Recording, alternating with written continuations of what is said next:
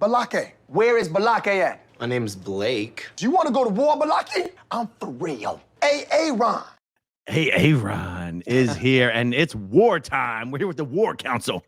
The meeting of the mind. Sterling. Welcome, gentlemen. What's up? Hey, nice colors on the shirts, by the way, gentlemen. Oh, thank you. Thank you. We all wearing black today?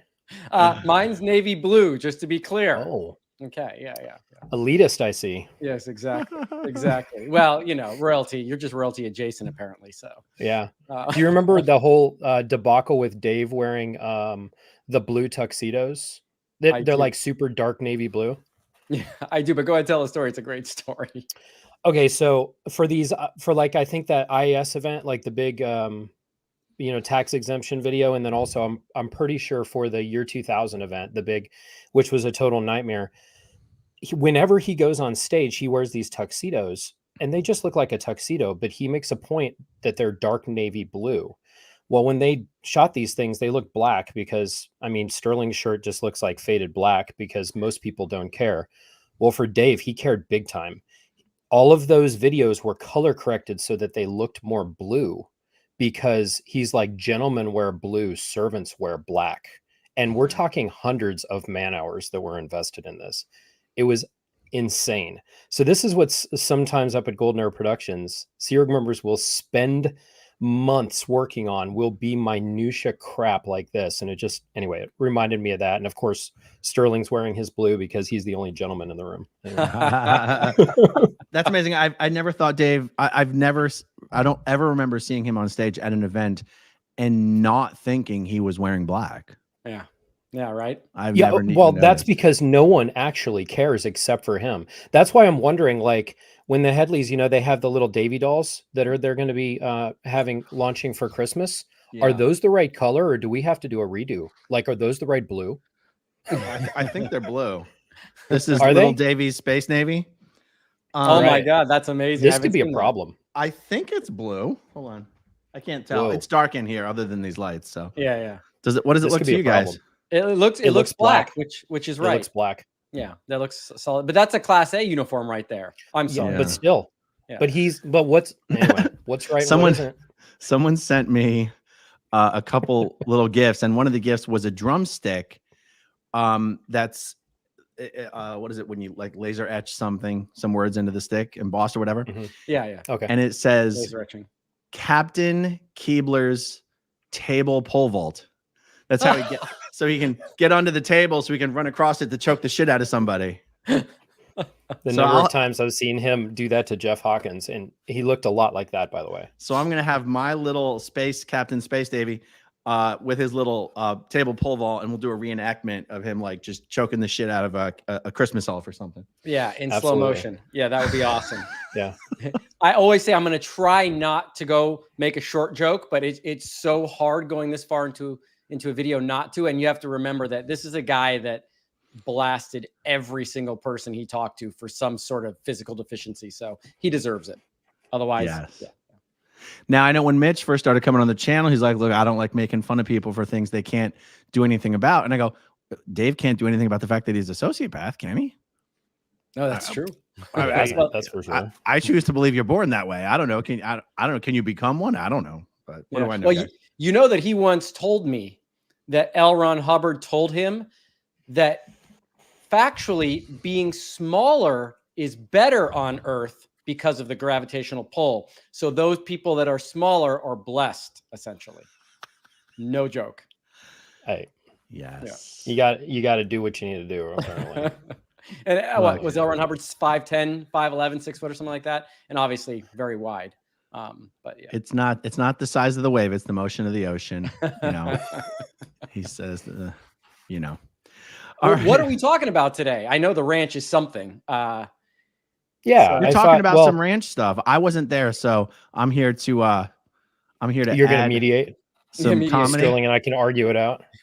Mike's going to bring me down a notch, but hey, it's going to be difficult. I just got finished playing a doubleheader in softball, and we won both games, so I'm a little bit on a high. So let's do this now. Congratulations. Yeah, that was fun. I hurt my knee, but that's okay. I always do. Oh, By the way, my goodness. if you're in the live chat, I have put links. If you're watching on my channel, I put links in the description down below to Sterling's channel and also to Mike's channel, and I'm sure Goldie will post it in the live chat. How you doing Thank on the you. subs now, Mike? Wow. This YouTube thing gets going quick, especially I think that obviously my mom's story is a pretty significant situation, and sharing it was it was very the support has been overwhelming. So getting that out there, I think on the subs, I'm already at like 3,200 people that are giving me a shot just to see what I have coming out. So, you know, I decided, well, might as well chip away at this thing as a side gig, because I have a lot to talk about. So I'm excited about it. Like within the first 12 hours, I was originally joking that I was like, oh, I have like 2 or 3 people that signed up for it. I didn't have many expectations. Within 24 hours, I was already at 1,500 people. So it is, it goes fast, just because there's a lot, I think a lot of interest in this subject. So The numbers, anyway. the numbers are addicting, and you know they are addicting. I find myself checking just for the fun of it, the subscriber count, the view count. It's actually fascinating, a subject to study and to realize what time periods you can go on and the subjects you can cover. It's a little bit of a science in some ways not. But It seems like that. Well, what's interesting to me is when I put those numbers kind of up next to what is the average numbers of people that are engaging in actual Scientology every single day across the different organizations, probably Flag being the absolute biggest, and then, you know, some stuff in LA, and they pale in comparison to even what I'm doing. And I'm not even sure what I'm doing yet. Like, Right. I'm like, oh, you guys need to help me out. Like, which button do I push? It's not that bad, but you know, just starting it right away, instantly, you already have that much of a following in terms of what you're talking about. And it doesn't have to be filtered, which is wonderful. We can literally just say whatever we need to say and discuss what we need to discuss. And it's fabulous. Yeah. Long format, which is great. You get to say everything. Yeah. So Aaron, I wouldn't hate to kind of break apart a little bit, and I know you weren't there, so I'm interested for you to kind of ask us some questions to fill in the blanks on things that we assume people might understand about the property that was known as the Ranch, or International Ranch, which was the place where all of the children of the Sea Org members that were up at the international base. This is the one in Gilman Hot Springs that is in Riverside County. Where we were kept eventually. And the story on that is very interesting. And I know it's been touched upon, but I don't know that we've kind of laid it all out in some of the intricacies. Sterling's touched on it some, but Sterling's involvement was towards the beginning, and then he got focused on other things. And a lot of his story kind of drags a little later on it.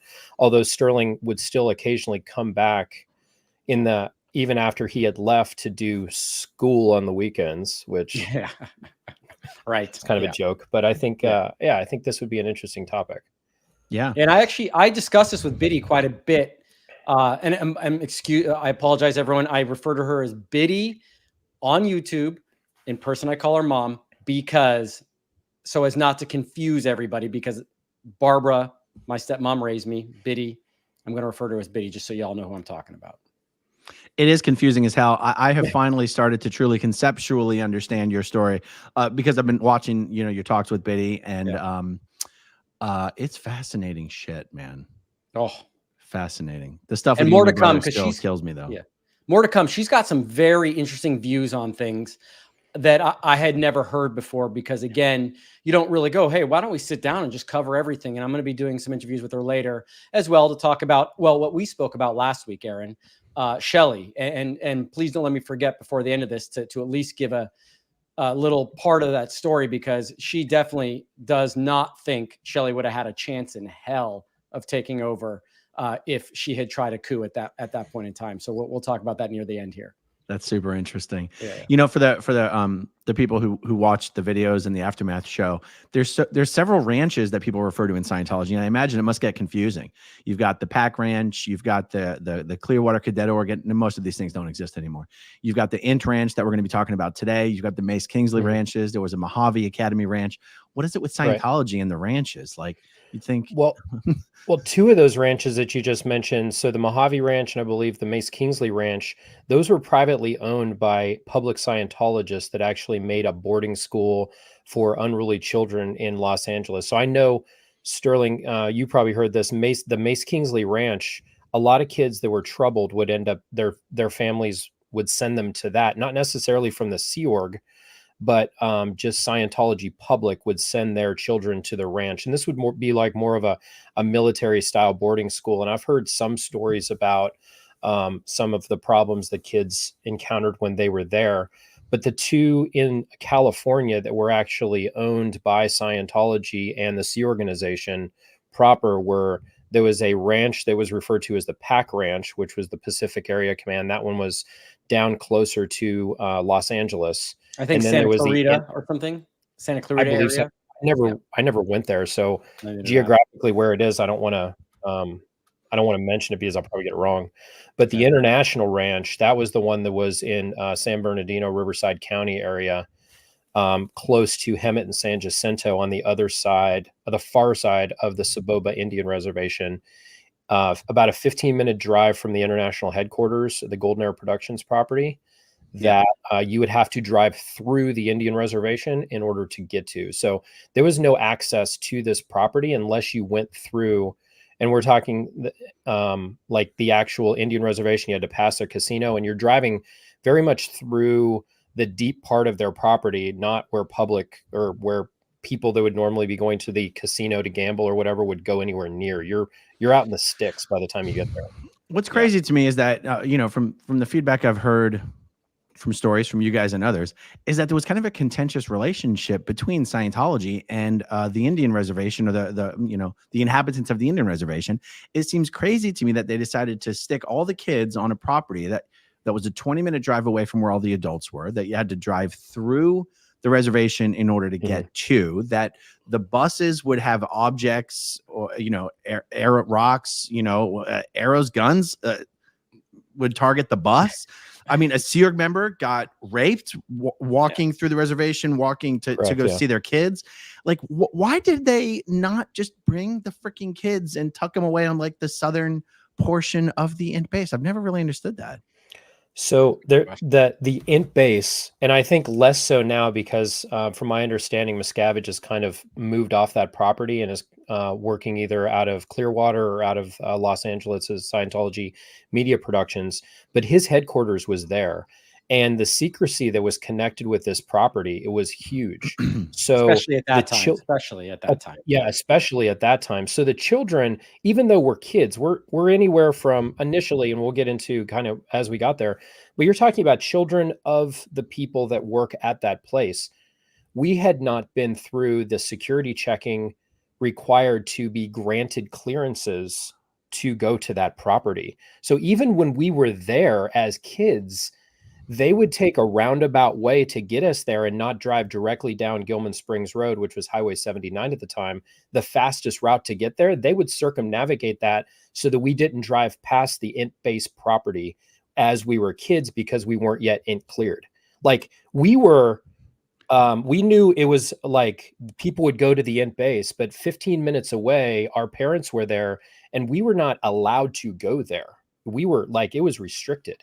So that property was veiled in such secrecy that it was like, even the kids of the people, like, what is an 8-year-old?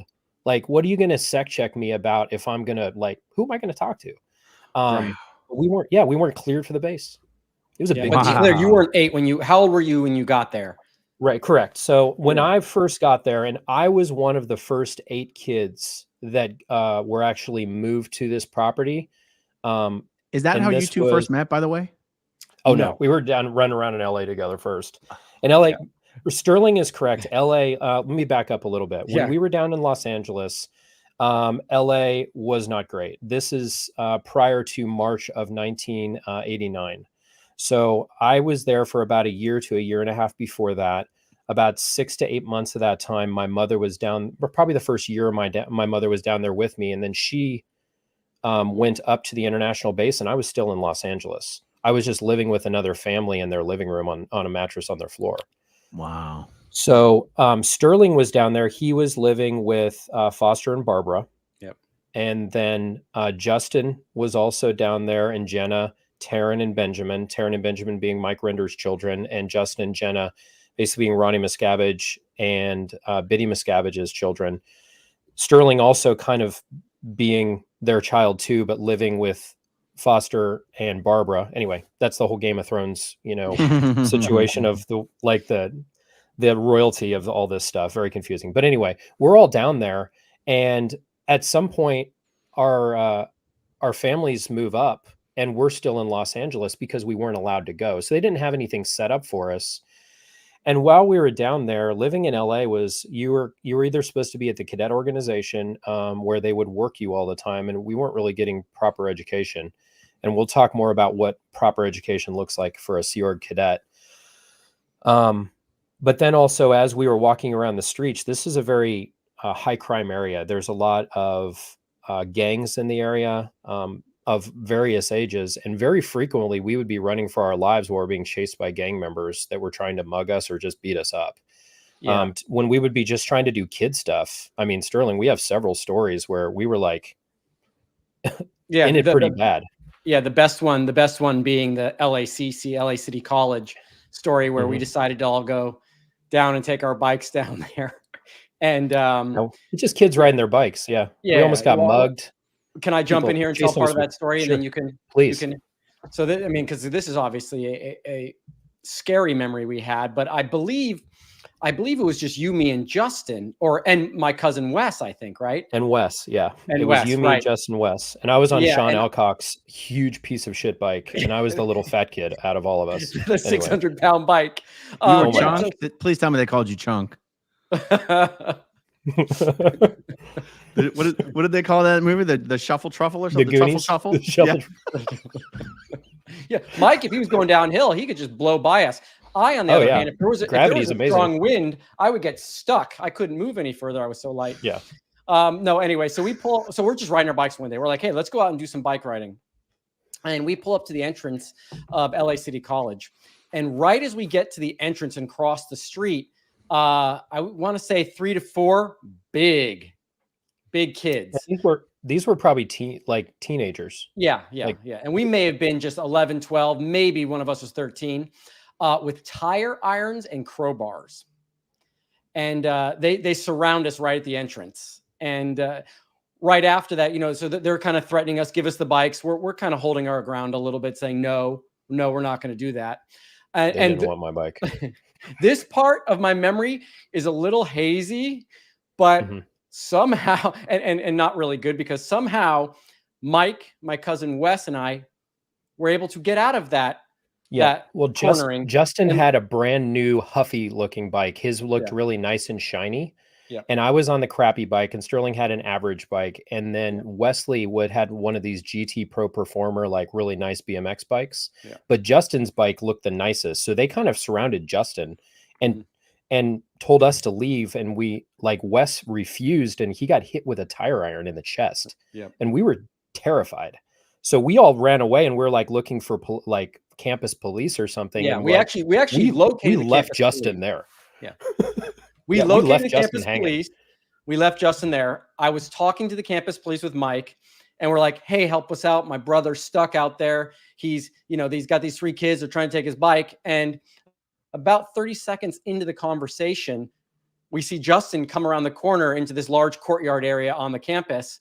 And, he's got, some tears running down his cheek, and he was crying a little bit. And Justin almost never cries. That's one thing about him. And so we're like, oh my God, dude, what happened? How'd you get away? And he still had his bike. He's on his bike. So he got away with his bike. He's tearing up a little bit. He goes, I told him my cousin Wes had a GT. So guess what? We're not out of the shit yet. These guys are now running around the campus looking for us and Wes, who has a GT. Anyways, we had to go to every corner of that college campus to try to get away, because every time we tried to pull out onto a main road, they were there trying to come down and catch us. And eventually, I guess we did a double fake and we went another direction. And I've never biked that fast so hard home. We were scared shitless, no joke. I was a solid half a block behind everybody else, just pedaling my little fat legs off at the time. Anyway, your bike was also 20 pounds heavier than everyone else's. Oh, it was and the chain was one of these that kept skipping. It was horrible. So Anyway, so that was what If a LA bear's was chasing like. you don't have to outrun the bear. You just have to outrun the outrun slowest Mike. person. Well, I'm a lot faster now. I promise you that. Anyway. Oh, especially when he got his motorcycle. He was the fastest one at the ranch. So. Yeah, exactly. I'm like, I'm not putting up with this again. So you guys knew each other as kids in LA, and then who went to the ranch first? So Mike. I went to the ranch first. Myself and about 7 other cadets. We were all placed on the EPF, and actually, I was on the EPF, the PAC EPF, the same time that Mark Headley was. So he and I'll have to do some stories about that because we have a bunch of funny stories when we were on the EPF together. All of us were very young. We were probably 12 years old, but we were the oldest 8 kids. There were 4 girls and 4 boys, the oldest 8 kids of all of the kids whose parents were up at this international base. So we were okay. chosen So everyone because who went we up of there, our size. so everyone who went there though, their parents were already on the int base. Correct. So they had kind of made a list of like, hey, this is everybody that we have. And then the plan was, and Sterling's talked about this in some of his videos with his mom, Biddy, is all of our parents are up on this base already. They want to get us up closer because for them to see us, we're not allowed to come up there. We're not in cleared. So they have to come down to LA on the weekends and see us. And either some parents wouldn't be able to, or they would drive down late Saturday night, have to be back by lunch Sunday. It was only a couple of hours that we would be able to see our parents. And we're down in LA with stories kind of like what Sterling and I are talking about. So it wasn't great. So the plan was, hey, we're going to get these 8 kids. I remember it was, and I might have some of these names wrong. It was Justin, myself, Mark Berther, and Danny Hill. Their parents weren't very high up in terms of ranking, but Mark and Danny were kind of preteens, teenagers, about the same age as the rest of us. There was also Taryn Rinder, Susie Hopkins, Renee Berther, and maybe Jessica Epstein had shown up at some point around there. I think she came a little bit later just because she was a bit younger. So they chose us because we're a decent age where we're starting to grow up, where we could actually use to renovate the property. So we're supposed to get through our EPF. It was decided we weren't yet done, and all of us were kind of struggling with like all of the different stuff on there at the time. And we weren't yet finished with the EPF program and all of the studying related to it, but they decided, hey, we're just going to take them up anyway. And they attached us actually underneath the Sea Org mission that was being headed up by Sterling's aunt, a lady named Sarah Cunningham. She's now Sarah Mortland, I believe. Yep. And also a gentleman named Dan Probelski, and also Gene Tomazovic. And these 3 were the original group that was assigned as the ranch project, and we were their workforce. And to be clear, everyone posted at the ranch at that time was or had been removed from another post. No one was sent there as a promotion or as a, hey, you'd be great for kids.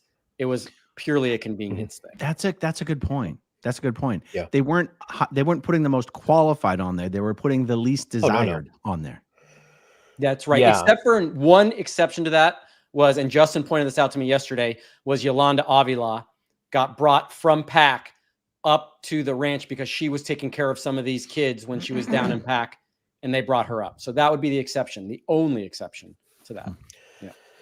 Yeah. And most of the time, whenever you find out about, as Sterling's talked about how he ended up in trees, but most of the time when you're on the kind of construction, yeah. Can we explain that? Well, Sterling was. How many trees was he in? So I like to refer to Sterling as the Lorax because he speaks for the trees. Anyway. Tree hugger. Yeah. But when Sterling got in trouble years later, he ended up being in the grounds department working, doing manual labor. So most of the time when you would have renovations projects and you would have things that are construction focused, they're taken off of the dissemination lines and they're put on these manual labor positions because they're not outwardly focused on either marketing or whatever would be going on there at that base or the upper level management stuff. So if you had people assigned to those jobs, most of the time they had gotten busted down to those jobs. Anyway, so we end up at this property and coming as just eight kids that came out of LA as, kind of living in the situations that we had talked about where you're either living with another family, you're away from your family, and then also just being in Los Angeles, which is just concrete jungle and fairly crappy. going up to that property initially was very exciting, and we were all very excited to go there. But we were being used as cheap labor and our manual labor force to do renovations. And the idea was we would renovate the property, and then as we got more renovations done, they would bring more and more kids up. But for the first year or two, we were literally just doing work. There was nothing else other than work. But it was also a bit flexible in terms of what we were doing when we weren't doing the work. Like, once we were done for the day, we'd be hanging out. We could play sports. We would go out sometimes, jump in the back of one of the vehicles and go out to the local Tasty Freeze and get ice cream. Like, at first it was kind of cool just to be out of LA, and there weren't really rules connected with anything other than, you're on this mission to create this ranch. And it's like, hey, we're going to make this place that's going to be our school. But during that time, we weren't doing academics. And eventually, as things progressed on through the years, we got more and more kids up there, and it started to transition to kind of a quasi Scientology school, mainly focused on studying Hubbard's teachings and very little focused on academics. And then we would spend at least half of the day still doing the renovations projects. Yeah. Let me interject real quickly, Mike. So just so we know, so when that original 8 went up to the ranch from PAC, I was not part of that original 8. What had happened was because Foster and Barbara, my mom and dad, were still in LA. I ended up joining the EPF in LA, and I've told this story with my mom Biddy. At finishing the EPF in LA, going to CMO PAC, I was there for about a year, I think in 1990, 1991, and I'll pull up a picture of that. I have it because you tend to, as you get older, to forget how young you actually were. And the picture I have of that, I was tiny. I mean, you know what? You texted me the photo, so I'll find it and bring it up. Great, yeah. Great. You're little. Mm-hmm. So, really little. Can I jump in with a question real quick, Sterling? Sure. I think people watching, not everyone knows what the EPF is. So the EPF is the Sea Org boot camp. It can take from a couple weeks to a couple months. If you're really stupid, I guess it could take a lot of months. I'm sorry, I shouldn't have said that. A lot of months. I'm sorry. Okay, I've been brought down. That's one. But he's wearing blue.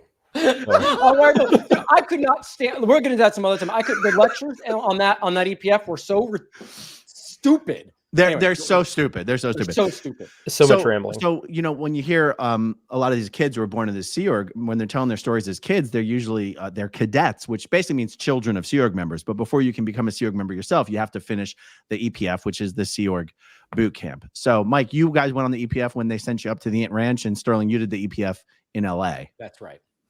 Okay. That's right. And so we didn't finish it before we went up. Yeah. So we were still like kind of not really totally Sea Org members. How many years after Mike went up, Sterling, did you go up? I'm going to say about a year would be my guess. At the most. Yeah. Like I would say maybe 10 months fairly rapidly. Yeah. I can't remember if Jen and Benjamin came up before you, because I knew that there was an effort to get them up ultra fast, because there was in LA, there was still a lot of kids that were down there, like quite a few. Yeah. A lot of the younger kids, they weren't, this is the thing, like the main thing that they were using us for, and we were teenagers at the time, was to do heavy manual labor. We're doing construction work. We're doing stuff that what we would do is we'd watch these home improvement videos by these two people, one called Peggy and Dean. And they'd say like, okay, so this is how you do drywall, and this is how you would do electrical, and this is how you would do plumbing work. But this was back in the day before the internet. Like who made these videos? Like Sea Org members? These are VHS tapes. Like this is like home improvement VHS tapes. Like on old how Bob to Vila, how to? This is kind of, and it was one of these, like, if you wanted to do your own renovations as a homeowner, they would walk you through these things. And us kids, that's what they would have us do for our schooling, is we would watch these home improvement videos. So I will say, like, Justin must have paid attention, because he is like a world-class general contractor and carpenter. He has his own YouTube channel. He does amazing work. The mythical Justin has a YouTube channel? Oh, 16. He's got 16,000 followers too. How come you guys haven't told me about this? Because it has nothing to do with this crazy shit. Who gives a shit? But he does. He's amazing.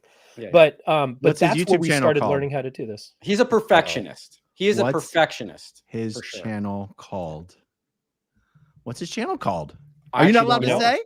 I don't know. I don't know off the top of my head. I'd have to search it. I hate construction, just so we're clear. I don't even think I did a whole lot of it when I first got to the ranch, Mike, because I became the LRH communicator when the Connecticut was started, and that didn't include a whole lot of manual labor. What do I have to punch Sterling's into YouTube to find his channel? You would have to Sasquatch just type in- contracting? yeah. Yeti building. I'm gonna have to say it's just type in Justin Tompkins, you'll find it. Oh, Tompkins. I keep typing in Miscavige. Yeah, Okay. no. So, He does not. So yeah, though he went by Justin Miscavige, he was never legally That's right. Justin Miscavige. I know. I understand that. Very- I understand that. Yeah. So we would do all of this work, and our education consisted of watching these home improvement VHS tapes, on like, an old crappy TV. And then we'd be like, okay, let's hang this drywall. And a lot of the stuff that they would be getting, because everything in the Sea Org has to be like bargain basement pricing, and like they're finding stuff like reused materials and stuff that Home Depot's throwing away or getting away at a discount. So we'd get in like kind of like waterlogged drywall that we're then trying to like hang up and stuff. So anyway, that's how we were doing these renovations, trying to do it kind of on a shoestring budget. And why I think that is because the whole reason the ranch was created is because Sterling's mom, Biddy, was in the kind of position where she was probably one of very few people in the Sea Org that the Sea Org needed her more than she needed the Sea Org. And there were probably very few people that were, so valuable that they actually had the kind of pull where they could say, hey, I need this. If you're going to work me like the way that you're working me, I need my kids to be out of this area. And I'm convinced that the only reason why that property ever existed is because she's like, hey, I want my kids out of LA. And she was given that allowance because she was like renovating Flag and the Free Winds. Like she was always busy, one of the very most senior executives. So when we went there, that allowance was provided, but still, I don't know that the budget had to come out of whatever the weekly renovations budget. It wasn't like there was a big pot of money sitting there in order to do this. That's why they were using us. So from the very inception of this ranch, we were doing work in order to create it. Now, I learned a lot about building. I learned a lot about doing these things, but formal education, never really factored into anything. No, and we have to talk about the LRH prescribed curriculum, the 3 R's, which is insane. Yeah, the 3 R's. But to add to what you're saying there, and I spoke to Biddy about this. One thing is that once the ranch was there and kids were being up, she checked out. She wasn't following up with what the curriculum was going to be, how it was going to, who was going to be where, how you were going to arrange it, where kids were sleeping. That was none of, she said, hey, got the kids up there. And then she was like, okay, did my part. And then she was obviously off in FSO and at the ship and just moving around all the time. So this is something that got put into someone else's hands. And when it's in someone else's hands, and there's a photo, let's not forget, children were not a priority. They were a nuisance in the Sea Org at this particular point. Until they became an asset, they were a nuisance. Which one are you? Are you in the front? I'm in the front. Bottom right. Oh my gosh. Yeah, right. Yeah. You literally look like you're 8 years old. I know, right? Yeah. And you're a Sea Org member in this photo. I'm a Sea Org member in that photo. Absolutely. Wow. Yeah. And I actually, after doing these videos, someone who was there with me in CMO Pack reached out to me and sent me that photo. I had never seen it. I didn't even remember it existed. Yeah. Incredibly, in this photo, and this is totally true, taller than David Miscavige. Considerably. He looks very similar now. He just has facial hair. Yeah. But anyways, yeah, no, I was, again, I forgot I was that small. I think I was like 13, 14. So I was a bigger kid. No, I was 4'9", 87 pounds. I think I was not a big guy. So you were young. I don't. Yeah. All right, guys, let's talk about some important business here. Is this Justin's channel? No. Oh, Jesus. All right. But somebody's getting some extra subs though. You want me to, Aaron? I can look for it and send it to you 1 second. Yeah. Okay. When you guys, while Mike's talking. So some things to frame here. Realize that I know Janice has a channel. Biddy's getting on and now actually going and speaking her truth about what's happening. And Sterling's doing an amazing job with helping kind of present that information. Both of them and a lot of the executives that were Mike Rinder, for instance, they all grew up in Scientology and they were all on the Apollo from a very young age. So they now, as parents and as executives that were in a position to do something about it, did not have what would be considered a WOG education, which is something that's very frowned upon. WOG being the derogatory term that Scientologists use for regular everyday people. So now that we've created this, there's not necessarily an incentive to create an educational environment where kids can be properly educated. They can be gotten through schooling so that they'll be functioning members of society. Most of what the focus was going to be on was renovations or prepping you to become a Sea Org member. So when your parents are at that international base, and Aaron, this might have been slightly different for you, but I know you grew up kind of working more in Class 5 organizations.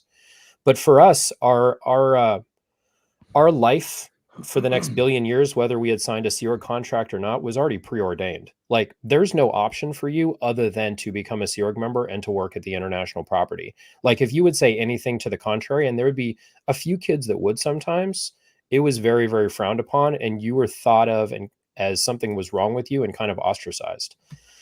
So along with that, they're only teaching you as a young child or as a teenager what they want you to know. Most of us were down in LA from the point we were very young, not being properly educated through school. So there's major gaps in our formal education. The last formal education that I got was the 5th grade in Colorado, prior to my mother taking me to the Sea Organization with her. And then a lot of the things that I got were more like life skills and things that I taught myself, a lot of empirical learning. You learn some stuff by doing construction, but that's not a way to train kids. If we were actually trained normally, what we would consider a normal curriculum, like words like curriculum, syllabus, actual grade levels, doing normal things that you would expect your child to do. And now that I have children, I'm intimately connected on a daily basis with, like, okay, what are the kids doing? What are we focusing on? And I'm sure you are as a father too. Like, not being focused on your kids' education just seems a foreign concept, but none of our parents were. None of them, even the ones that were previously not in the Sea Org. It was very odd. Yeah, it's true. Yeah, it was. I mean, I've sometimes related it to, look, they just wanted us to know enough to answer yes or no, sir, at the right time. There was no occupational thing you were working towards. It was the basics so that you could eventually study Scientology and understand orders when you got to the Sea Organization. That's it. It was nothing special. Yeah. Yeah. That's why it's very rare, even for Scientology children of wealthy Scientologists and who are just public. It's very rare for any people to spend money sending their kids to college, because it's just considered a waste of time. And it's just considered that you're going to get, psych influenced propaganda through the public school system and the university system. And so Scientologists would rather have their kids join staff or join the Sea Org than get any sort of higher education. I remember once one of the teachers there was Leslie Epstein. She was one that would handle the qualifications and the technical training for us. I remember her lecturing us, saying that the things that matter are your Scientology education. I guess she had gone to college previously before she joined the Sea Org. She's like, I have the copies of my diplomas. If you want them, you can have them. But what you can't have is my Class 6 and my Class 9 certificates as an auditor. So that was being phrased by us as like the most important things. And let's not forget the little piece of the propaganda of, because of their belief in an infinite number of past lives, you're told you've already been a doctor before. You've been a lawyer. You've been a president. You've been a king. You've been a queen. You've been a dictator. You've been the only thing you've never done before in the last 76 trillion years is Scientology. Why would you want to do all the old stuff again instead of just doing the new stuff? Right. Correct. Yeah. And also, I mean, I remember as a kid, or even I was getting to my later teens, going, okay, well, what would have college been like? And the only thing we had as a reference was movies. So I've seen Animal House a million times. I thought college was going to be awesome and didn't really think about much of the education part of it. I kind of was like, well, it doesn't look all that bad, right? Sterling wants a toga party. I did. I was like, if Belushi could do it, I could do it. Oh But my yeah, gosh. really, no, but seriously, that's how I thought. I mean, You're not come on, wrong. Mike. Yeah. When we left, one of our real life experiences, some of the stuff we had to relate to was only the movies we saw. Like, Oh, we for had sure. no clue about life. I mean, when we left, we really knew nothing. It was quite unbelievable. Besides not having the education, we didn't know anything. Mhm. I thought there were millionaires, and I didn't know what anyone else made. I thought, oh, just millionaire. I didn't know that 60,000 at the time was a good salary, or what a person that makes 35 didn't even register, had no clue, never had a bank account when I left, never had a credit card, Interesting. nothing. Yeah, no. And that's It's part of what the 100% ranch true. did, was not set you up to succeed in any other thing. Yeah. Yeah. So with this, I had an oddity. So when my parents had gotten divorced and my mother joined the Sea Org, my father had visitation rights where he was supposed to see me at least 2 weeks a year. So I would go on vacations to see him. And it would, he lived in Colorado. So my mother would pick me up. I would fly out there, I'd see him, and then I'd come back, and then I'd have to plug back into whatever's going on at the ranch. And he was always very suspicious of the level of education that I was getting, but didn't really dive into it the way I think he should have. And there was never a dialogue between my parents. But because my father he was a public Scientologist, but kind of on the cusp of not being in great standing with Scientology. He wasn't on lines. I think he was kind of had been listed as what they call an illegal PC, like somebody that they can't audit because he has something wrong with him. They didn't like the fact that he was former military. And, there was just kind of, it was problematic. So here you have a kid. And again, the secrecy connected with us going to that international property. They don't even want us as the kids going to the international base. So now they have me with an external influence of my father. And we were all there working. And at the point that I was about 15 years old, Sterling had already graduated. And by graduate, it means we're going to move you from here and send you to work somewhere else. It's not like you have accomplished your academic requirements up to the point through high school and you're going to graduate. Graduate simply means you're going to go on a post as a Sea Org member. There's no academic requirement other than just to send you to work. So it was being referred to as them graduating and going to the base. And they would get their international clearances, the sec checks, and they would be authorized to come. So the graduation was really, you got your RTC clearance through the sec checking to be allowed on the property. So him, Mike Norton, a couple others went to the property and started working, and they had graduated. I was in the same. Matt Price, yep. Mike Norton, and myself were the first three to go to CMO Gold. There were two graduates before us, Ottapa Willoughby and Nathaniel Epstein, who were posted in Gold. They went to Gold. Yeah. They were the very first. Her name was I think Ottapa? Nathaniel. His name. It's his name. He's Maori from New Zealand. So Ottapa Willoughby, his parents, actually Anna Willoughby and John Willoughby. Anna worked very closely with Biddy as her assistant for many, many years. And he has a guy who every now and then appears in some Scientology promo. I can think of a pretty really good looking Maori looking guy that pops up in promo at Gold. Is he still there? I'm not sure. He ended up leaving at some point. I think he went, he left the Sea Org and got out, and we kind of lost track of him at some point when we all ended up at Gold. Okay. I'm not really sure. I haven't stayed in contact with him, but he was probably a year to a year and a half older than myself and Justin, because Justin, Sterling, and I are within probably 6 months of the same age. We're all about 47 now. And he was the only one physically at the ranch as a child that would be feared. He was a big kid. He was strong and he was nice, but he was like Justin, there were never really fights at the ranch per se, but a couple times there was skirmishes, and the only two I remember specifically was Justin and two other kids, and they both ended in about 30 seconds when Justin clocked them and they hit the ground, and that was it.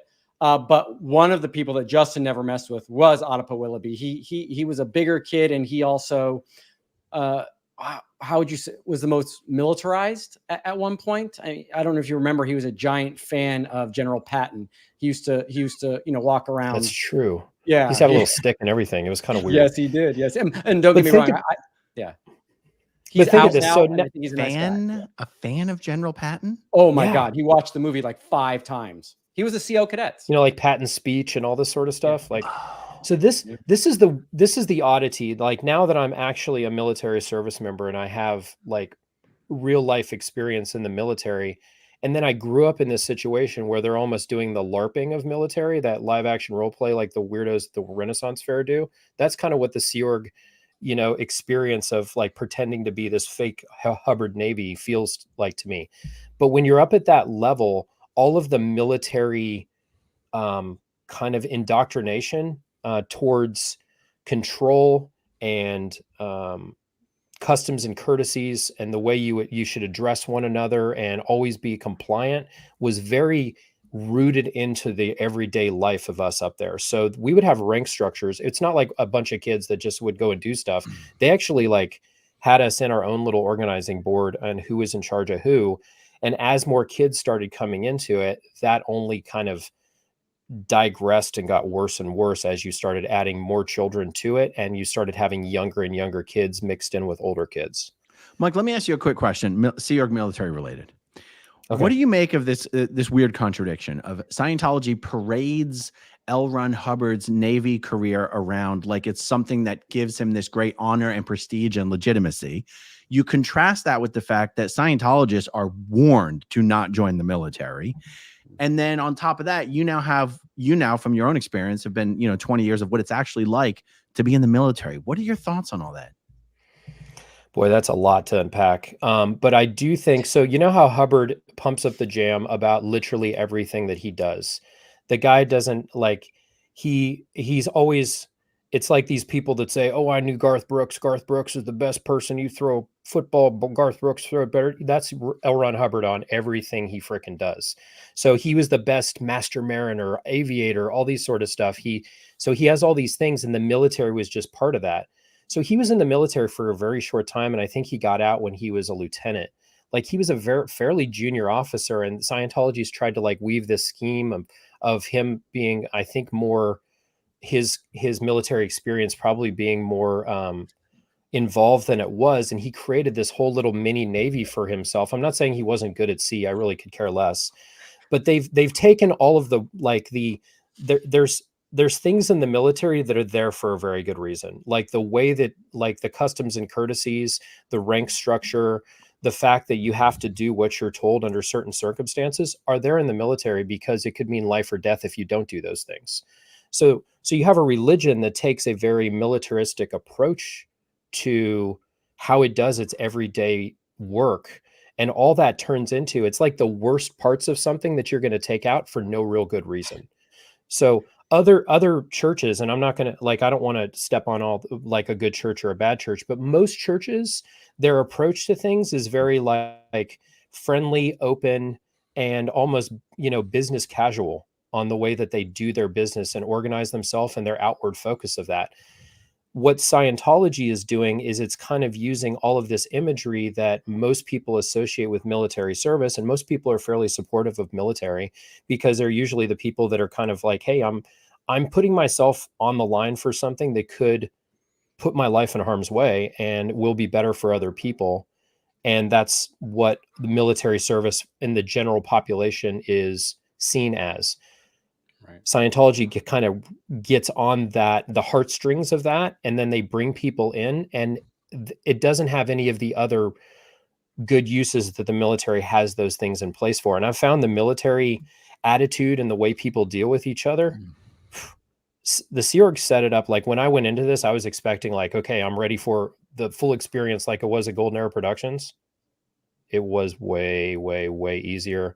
People are like happy to have you there. It's like taking the worst things out of something for no reason and then applying them, but for a religious purpose. So when that was done with us as kids, it was very strange. Now, Hubbard, I will say this, and I'm not going to try to unpack his service history because frankly, I could care less about it. But I will say that the biggest douchebags are the ones that actually brag about their military service and how amazing they are. If you want to find somebody who was probably a jerk when they were in the military, they're the ones that want to tell the biggest stories about how amazing they are. And that guy tells a lot of stories about how amazing he is. without like being able to relate it to anything that actually occurred. Yeah. Yeah. I mean, So he's notorious for shelling an island off the coast of Mexico. If I got the story right, he just decided to shell the island and then got kicked off the ship he was on, or the commanding officer for that ship, because for whatever reason he decided to open fire on an island he did not know was not in U.S. jurisdiction. So not the sharpest tool in the shed either. His whole military story is. And then, you know, like the Ron's journals, like I think there was the one that Jeff Pomerantz narrates where he talks about his military service when he was blinded after the war and all this sort of stuff. Yeah. And it was actually, they had probably pink eye or something. Like, I think Yeah. it's very obvious the guy is a storyteller, and he was trying to, you know, he was good at telling stories. Yeah. And I think that he was an extreme bullshit artist. But the thing about the military attitude and all of those customs and courtesies and them doing that, there's a bit of a recruitment tool on that appeals to young people that are trying to find an identity for themselves. It did with us as we were children. And I think and if you look at the Sea Org recruitment stuff, you'll see that there's a lot of propaganda in there. I think, have I sent you the picture of me, Aaron? I think where I'm with the swords. Honor guard. Yes. Yeah, Mike was Mr. Honor Guard. Hold on, I've got it in our text history. I never made it. I was never good. Here, I got it right here. I just sent it again. Okay. So yeah, it's in our text history. It's right there at the bottom. But this is how they'll take a lot of symbology and they'll use it in order to appeal to young people that are trying to identify what their identity is going to be going forward professionally. And for us, it was already decided what we were going to do. So there really wasn't an option about this. So if you weren't doing something right, or if you decided to say no, it would then kind of have a military approach to you. I remember as kids, we were made to do push-ups if we weren't listening, or we would get yelled at, or like they're trying to instill kind of a military feel to all of this. That's why you go through that Estates Project Force, that EPF, exactly, which is kind of their boot camp, and is all very, very strange. So yeah, and I even remember, like, it's at some point you think that it's this pseudo military organization, and a couple months after I left, I was talking to someone, and it was now a long-term friend of mine. I was like, "So let me get this clear. You were in a group called the Sea Organization?" I said, "Yes." "And you had military ranks?" I said, "Yes, we did. Call people sir, all that kind of stuff." So it was completely pseudo military, pseudo Navy. I said, "Yeah." "Did you ever get to actually go in the ocean?" I said, "No." And he goes, "You got screwed, dude. Like, at least you should have been on a boat somewhere." I was like, good point, actually. That sucks. I mean, we visited the Freewinds for a day and a half, but that doesn't count. So when they went through the Panama Canal and it was down in Mexico, and they trafficked us across the border to go there. And I have a story about that with Jackson, because Jackson was in my lifeboat when we won the rowing contest, which was awesome. And we actually broke an oar too. Anyways, we'll tell that story some other time. Yeah. Oh, that's you, Mike. That is me, right front and center. I am. What a dick. Let's see, what a. So I am right there in the front. Right next to me is Sean McShane, and next to him, third in, is Jamie Butterworth, which I know. No. You know Jamie. Yep, that's Jamie right there. And then the one on the end is Chris Olander, who I think Sterling was one of the ones that you woke up to one morning. Him and his wife Claudia Olander, when your family was gone. He was the one I woke up one morning when my parents had gone up to Int when I was a little kid, and it was him and his wife that were in their bed, and I woke up to go to school, and I kind of just looked at them and went, okay, and then just went to school. It didn't really. So I mean, yeah. So this to me kind of now looks like, you know, more Hitler Youth and all this sort of stuff. But when you look at it, you're thinking like, hey, this is a cause that I'm going to get behind, and you know, this whole billion years thing, and no one really understands what Scientology is. You all think that it's going to get to, like, you're going to learn these secrets about the universe and be so much better than anything else if you just decide to be a Sea Org member, and that's what it's already been decided for you. Anyway, it's a lot. Mike, what's your thoughts on whether the Sea Org is stolen valor? They're like right on the line. So I think it's like they have all the campaign bars. I have one story. Do you know and Sterling, I know you know him. He and I were good friends. His name was Eric Profitlich. Oh, I know His Eric. wife. Yeah, his His wife wife, Marissa Marissa? Profitlich, they were RTC reps at one point, Oh yeah. and then they ended up back at Gold after they got busted out of RTC.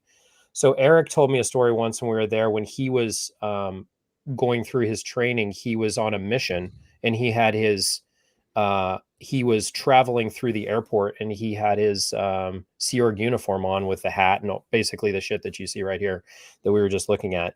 And as he was walking out, some, I think, soldiers that were like in their fatigues or something walked by, and he's in all of this military uniform, and it has, you know, officer stripes on it and his little campaign bars and all this.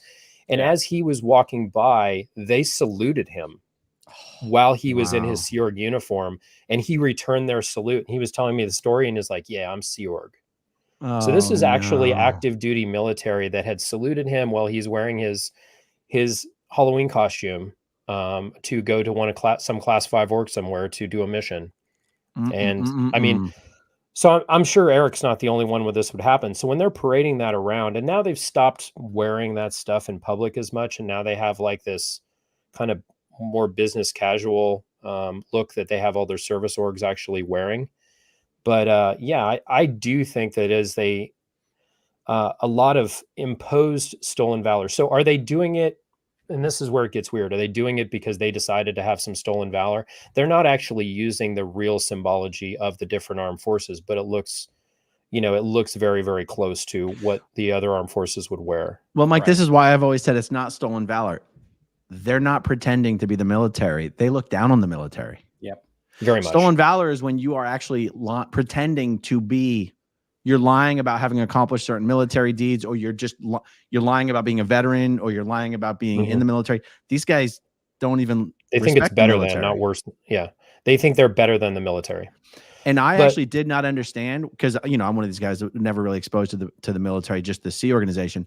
I did not realize how identical the uniforms were to Navy uniforms and other similar uniforms. The dress whites were exactly the same as the Navy Navy pilots in the Navy. Exactly the same. Yeah, there's no difference. So I think where it kind of bridges over to something a little bit more insidious is the way that they do the recruitment ads. So the recruitment ads, again, and a lot of these target younger populations. So you have a lot of military recruitment where they're trying to recruit, like the armed forces, the different branches are actually trying to recruit for the military. And then that gets mixed in when then as they go to their church, they see these Sea Org recruitment ads. There's a lot of, you know, cross association that's going to occur there, and it's going to be confusing. And there's no real statement up front about what your benefits are. If you go into a military recruiter, you'll be told exactly what you're signing up for, you know, and it's also, it's a contract that's very finite for what you're doing. You can continue to stay in that you're kind of signing up for this grandiose idea of 1 billion years and what you're going to do, this kind of brotherhood of, you know, the ultra elite Sea Org. And but there's no statement of benefits. Like there's no statement of like, hey, this is what you're actually going to get in terms of your pay, what you're going to do. These recruiters sell you a bill of goods, I think, for regular Sea Org members as they come in. But that's why I would classify the children in the Sea organization. There you go. There's another. The guy right in the middle, if you're ever wondering, Gerald Duncan, he comes up a lot in conversations as one of the, he was the director of inspections and reports at Golden Era Productions. He was probably one of, I would say, maybe 3 or 4 African Americans on that entire property, if I'm not mistaken, Sterling. Yeah, I want to say 3, maybe 3 exactly, because Jesse Prince had left already. Yeah, and then I know Crystal, and there was maybe 1 or 2 others. Oh, and then so then Tony Pinder, and then the DJ guy, and Skeeter. Yep. Yeah, so I think it was like 4. So, and then right next to him, Terrence, that's one of the security guards, and he's also kind of an ethics person. I don't know who the girl is. Oh, that's Abigail. I want to say Abigail Spencer. Yeah, but I don't know her last. But again, look at this. I mean, that's very suggested imagery, and you know, you have all this.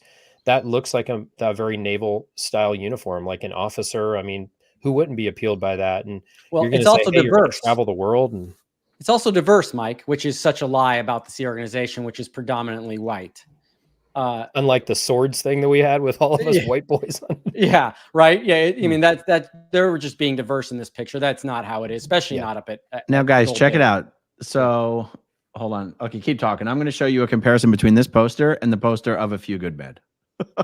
Because Oh, It is incredible how whoever similar? designed that photo really just So- decided that they were going to copy the poster.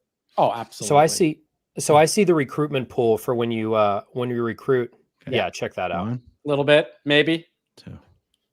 It's like when you're getting your eyes checked, you're like number 1, number 2. You're like Yeah. 1, 2. Just so we're I'm clear, like, if Demi Moore were they in the look the Sea Org same. back then, I would have joined and stayed. Absolutely. I had a super crush on that girl. Yeah. So you have public Scientologists, and I know there's a lawsuit probably pending on this one where you have people that were being targeted, kind of honeypotted, and then recruited, and then kind of ended up getting married to older Sea Org members, and a lot of abuse connected with that. And then you had, so those are people that were actually gone through a recruitment process. And I think where the imagery like you're seeing here, that's going to be used in order to appeal to those type of people. These are public Scientologist children that are then brought in. Their parents are big, wealthy paying Scientologists or somewhere in the mix, or they're just, kind of running around in Scientology circles, and Sea Org recruiters are trying to get bodies in, and they're trying to get these people in. That's why I say I think that there's a very junior and a very senior population in the Sea organization, and both of them are being taken advantage of, but at least they're being recruited. When we were up at the international ranch, like this Ant Ranch, no one recruited us. Our parents just drug us into this thing. They called us second gen Scientologists, and that's because like you're told that this is what you're going to do in your life. So kind of getting into I'm going to kind of get off on a little bit of what we were talking about and kind of go into what then happened with me, because what we've explained so far is kind of like, okay, we're doing all this manual labor. It sounds pretty cool. Yeah. It's a little bit authoritarian, but it's not super bad. No. When I we was have 15, to talk about, yeah. Mike, we have to mention, because we'll get back to the education thing, because I saw someone post a comment, and it is interesting how well spoken you are, for instance, for someone that didn't really get a great education as a child. And I think in some cases, just the nature of Scientology being there, you tend to also want to get a lot of information. So some of us continue to read a lot of stuff. And even though we weren't given a great education, we tended to try to grasp particular subjects and be more knowledgeable in them. I loved history, right. So I'd always find a reason to study history. But again, I suck at math. Well, I've been out now for 20 years. And it was because I was in a cult, yeah. Even though Aaron is really good at math. Good at it either. He can't use that excuse. I can. I suck at math. Yeah. Well, now my job requires that I talk a lot because I do platform instruction for pilots. So when they're coming through, I teach them things. So I'm probably descriptive because of that's what I do a bit for my job as well. So, but I would agree, you read a lot in the Sea organization, but you don't necessarily, there's no formalized education. So in terms of the other extracurriculars and the, sciences and actual a curriculum, we never had that. So, So now going back to when I'm 15 and a half, all of my contemporaries, like you, Mike, Matt, Justin, all of you are starting to move over to graduate to go to Golden Arrow Productions. You had gotten through your international clearances, and now you're going to be posted and worked. Oh, but to be clear, well, we still did not get clearances though. So they just moved you over. The first group, Nathaniel and Adapa Willoughby, they got full clearances. They decided on the next round, thank God, otherwise we never would have made it, that we could just do a quick little security interrogation, and we're there. We did not have to do full clearances because at that point they'd finally realized these kids are already up here. They already know the confidential location. Why do they have to go through this whole thing? We know who their parents are. Let's just start bringing them over. And that was my group that came. Okay. Interesting. As opposed to the normal international clearances are probably like sec checking, like that Johannesburg sec check where they go over like all the crazy, like that's the level of sec checking that you go into in order to get in clearances. It's very, very complicated. So, so now I was told, hey, we kind of need to get you on board with all of your buddies. You need to handle your father so that you're going to stop going and visiting him, and you need to basically graduate, and we need to get you to work. There were a lot of other people that were at that property. They would come up through the regular clearance lines from Los Angeles. They were my age or older, and I'm still a cadet at the ranch. And I'm 15 and a half. And they're like, hey, you got to tell your father no more of this visiting thing. what's so strange is at no time were my parents communicating with one another about what am I doing with my kid. At the time, I didn't understand it. But now that I have kids, I'd be like, I'm responsible as an adult for my children. My wife and I are happily married and we have, our 3 beautiful kids. But if we were separated, we'd be communicating constantly about what to do. And that was never part of it. So they send me out when I go on one of these leaves with my father that I'm supposed to convince him that I don't want to see him anymore. So we're on a camping trip. We drove all the way from Colorado all the way up to Anchorage, Alaska in a big motorhome. We camped the whole way up. It was a lot better than being at the frickin' ranch. And now I'm supposed to convince him that I don't want to come see him anymore. Long story short, by the end of that, I had told my father and my stepmom, like, I want to leave. I don't want to be at the ranch anymore. I want to get a normal education. I want to graduate high school. I had always wanted to be a pilot when I grow up. I want to go to the Army. I want to fly helicopters. This is what I wanted to do since I was a child. No one asked us what we wanted to do. We were told what we were going to do. And they're like, okay, do you want to just stay? And I'm like, if I do, I'm scared I'm going to be declared a suppressive person. I need to go through the process to leave on their official channels, which is called routing out. You go through a leaving sec check, and then I want to leave this way. So I called back and I told my mom, I want to leave. I'm going to come back because I want to route out. So I tried to come back and do it the right way because I love my mother. I think we've established that over the last couple of videos. I wanted to have her as a part of my life, and having that empty hole in my family, wasn't something that I wanted. So I came back. The response when I came back was I was immediately separated from the rest of the kids so that I didn't spread the disaffection of not wanting to be a Sea Org member to anybody, so that I was put in trouble. I was restricted to the property, not allowed to leave. And I was put on heavy manual labor. And it was like, we're going to sec check you and we're going to fix what's going on. And they put me through all sorts of auditing. I was getting this process called the int rundown, which is supposed to get you to not want to exteriorize from your body as a spirit. Yeah. They were thinking that was what was wrong with me. Mike, can I ask, was I there? Was I still at the ranch at this point? Or are you talking about a slightly... You were already at Gold. You were already at the property. I'm pretty sure you were in CMO Gold. Okay. And for context, who were the main adult players at the ranch at this point? Was Dan Probelski, Yolanda, Leslie all still there? Leslie was still there. Terrence Une was the security guard that was there, along with some other ones that would keep me under control. Ron Cook.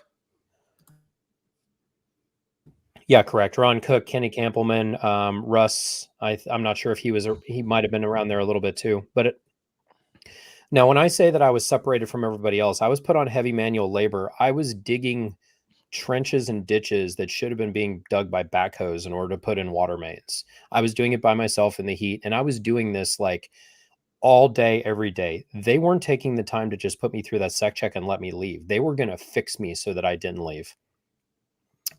I could elaborate a whole lot more on this, but this of me being separated, not allowed to leave, staying at the property. I wasn't allowed to go and see Rosemary. She had to come and see me if anyone, there was no moving me off of that property. I was restricted there.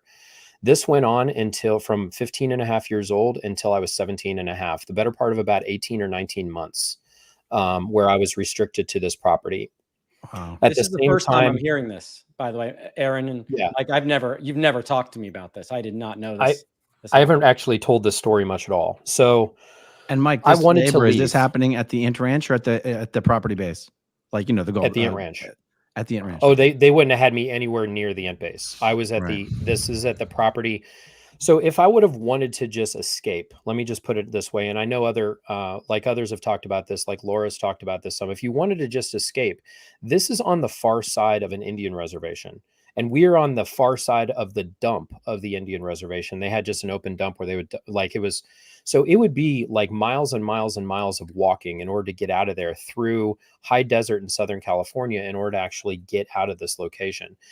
And what are you going to go on foot? And they have motorcycles. They'd be able to catch you in a heartbeat, and they have somebody watching you 24/7, 365.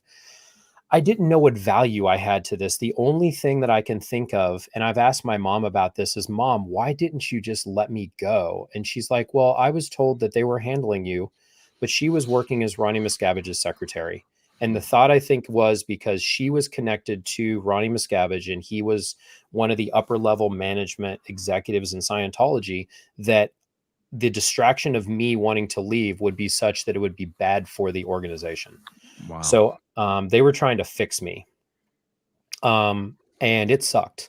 So during all this time, which I probably would have been a sophomore and a junior in high school, but none of that education would be occurring, I'm just restricted in doing heavy manual labor.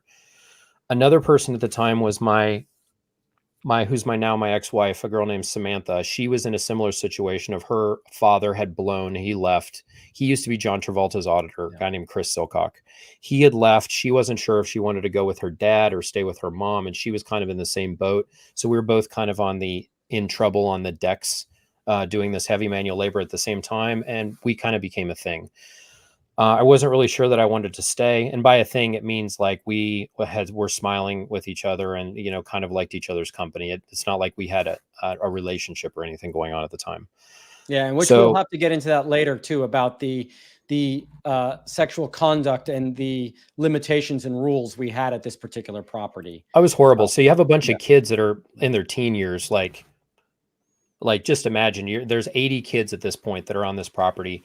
We're ranging in age and I was probably one of the older ones at this point. Yeah. We're ranging in age from somewhere between 15 and a half to 17 years old down to like kids that are in kindergarten. I remembered at this motel unit when all the kids would be in those dormitories, and it would usually be 6 to 8 in a room, depending on the size of the room.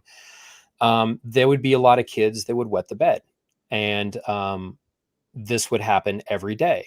So the drill was, if a kid wet his bed, he had to strip down his bed, and then they would have to take the mattresses, take it off of the bunk bed, bring it outside into the Southern California hot sunlight to air out so it doesn't get funky.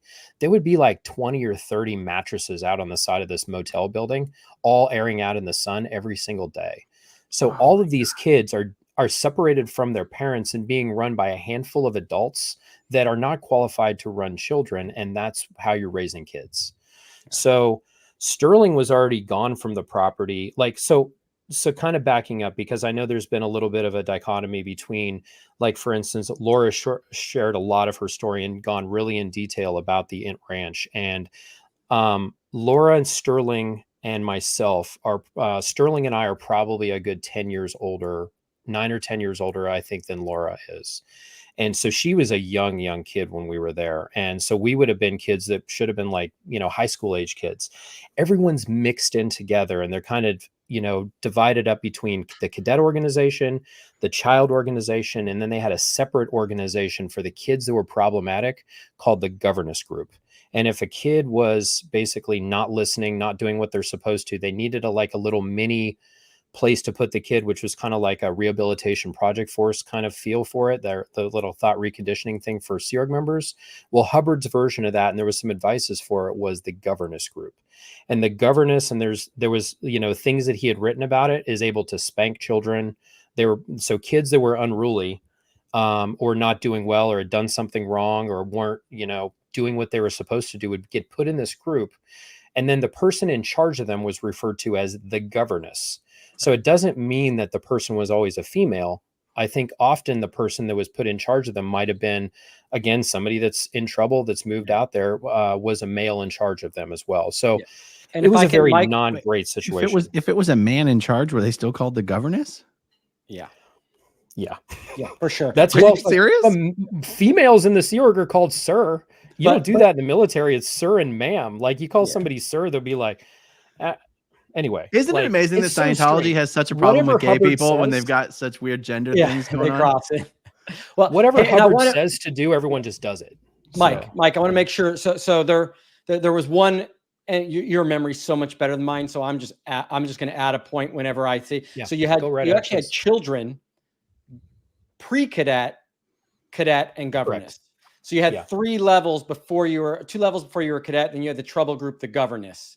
And the pre-cadets were just of that age. They were almost cadets, and the children were straight up children, much, much younger at that time period. Yeah. Yeah. So the idea, I think, on cadets, like this is when we're in the cadet org, and Jenna does a great job about talking about this in her book. We have an organizing board very similar to the organizing board that they had at Golden Era Productions, which is a little bit different than a Class 5 organization organizing board, because we had our production division as opposed to it.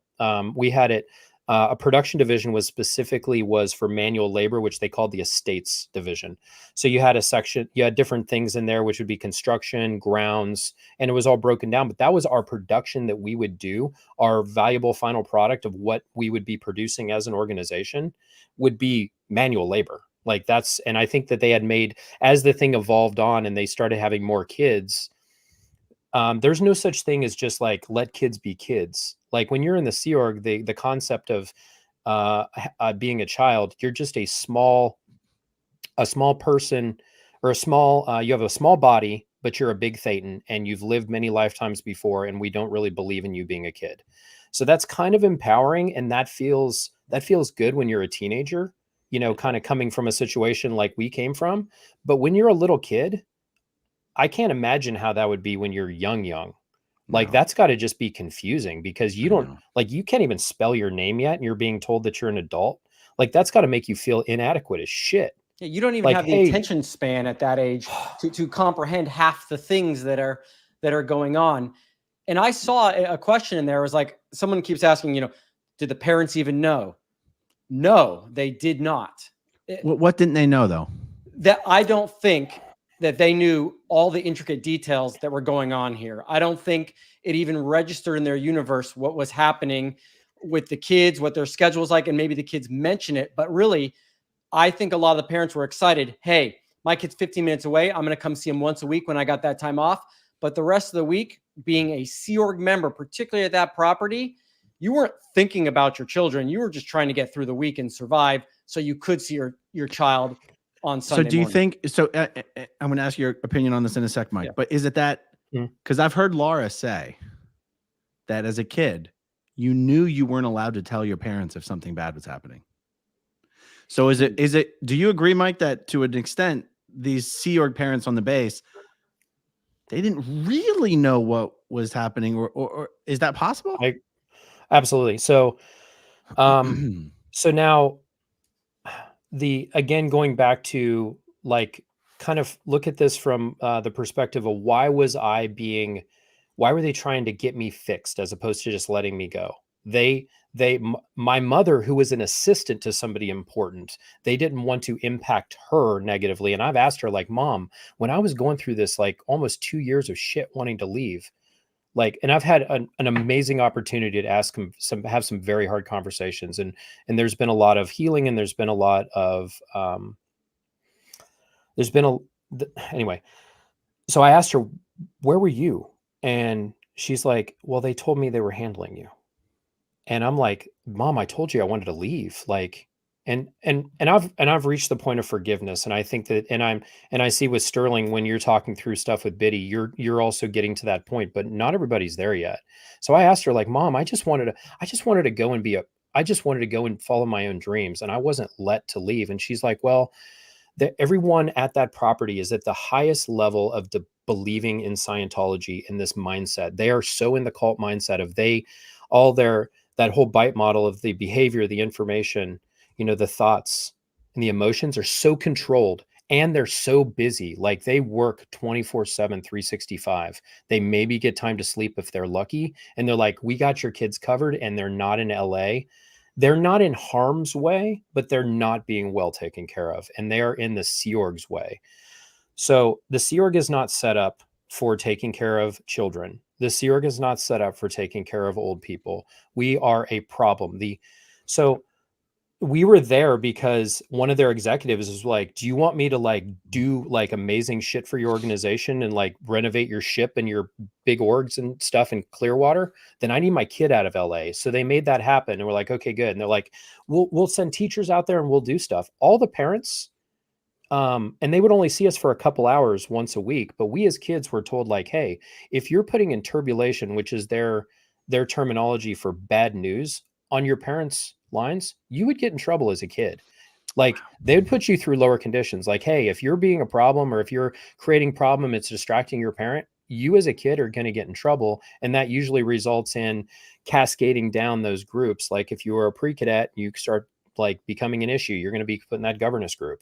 Or if you're a cadet and you were a big issue like me, like I was at one point probably the CO of the cadet org.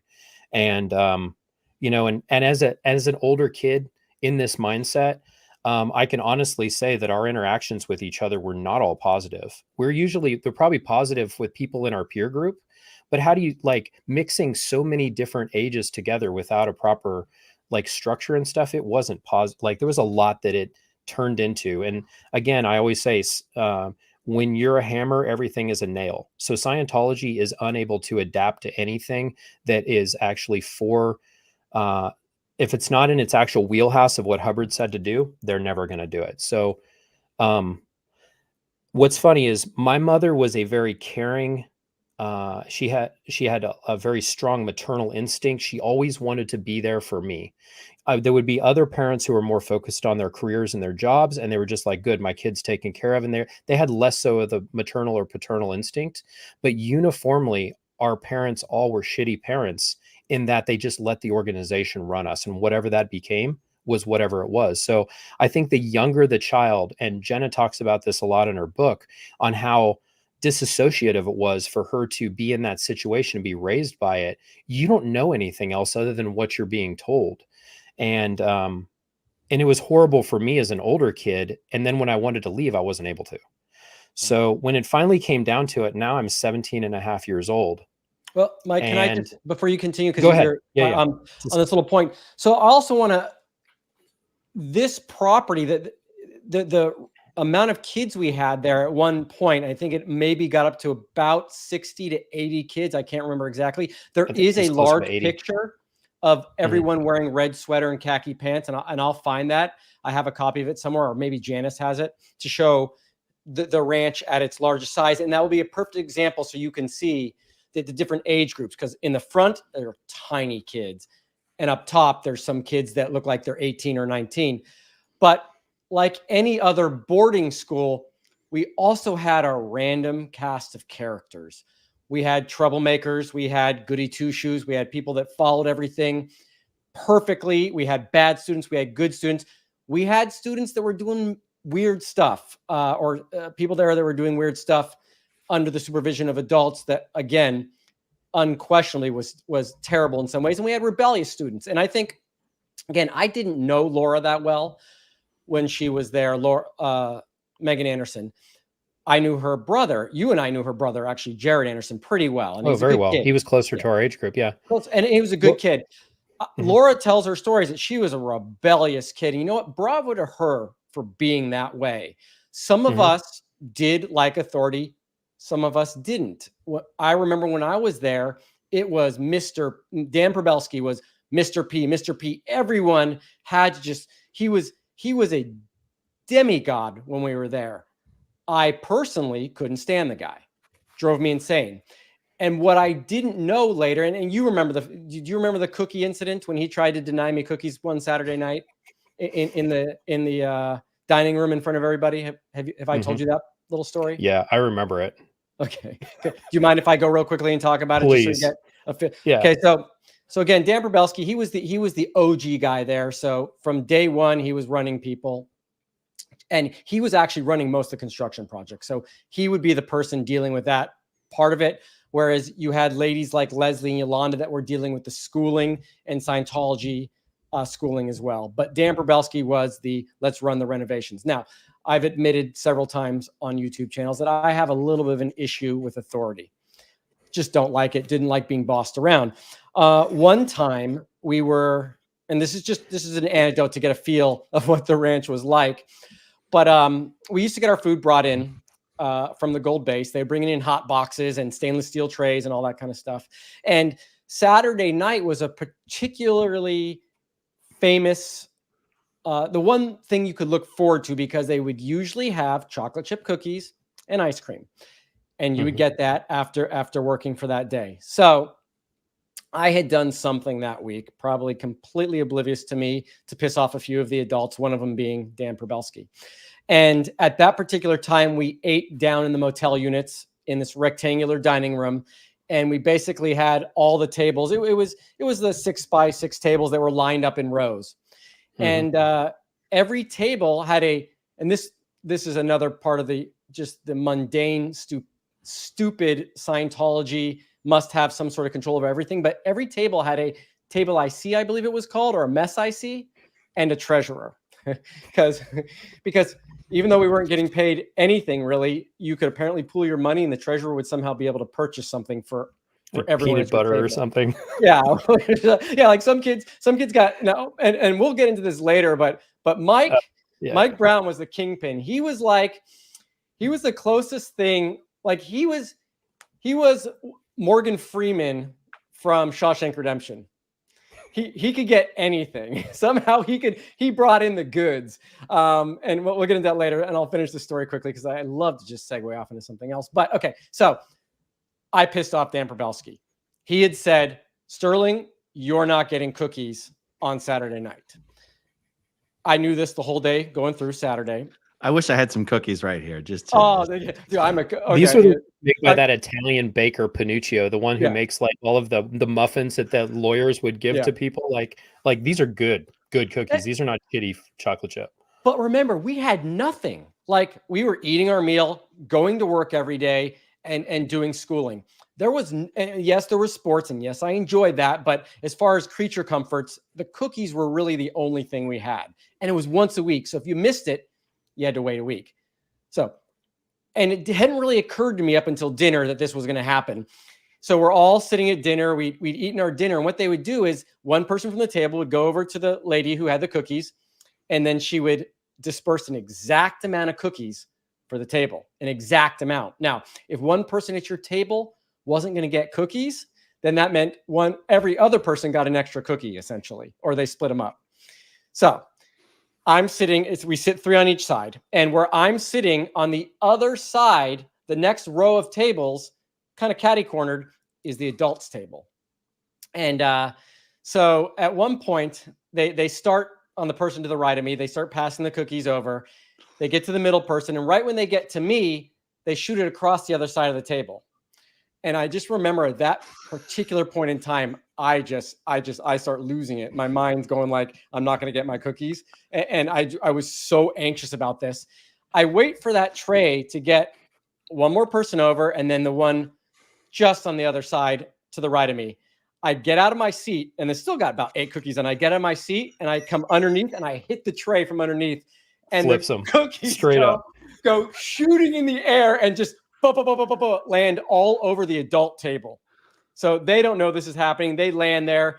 Leslie turns around. Yolanda turns around, and Dan Probelski gets up, stands up out of his seat. The place goes dead quiet, and he yells, Sterling Tompkins, knock it off, like in front of everyone. And I stand up out of my seat, and I go, and remember, no one calls him anything but Mr. P.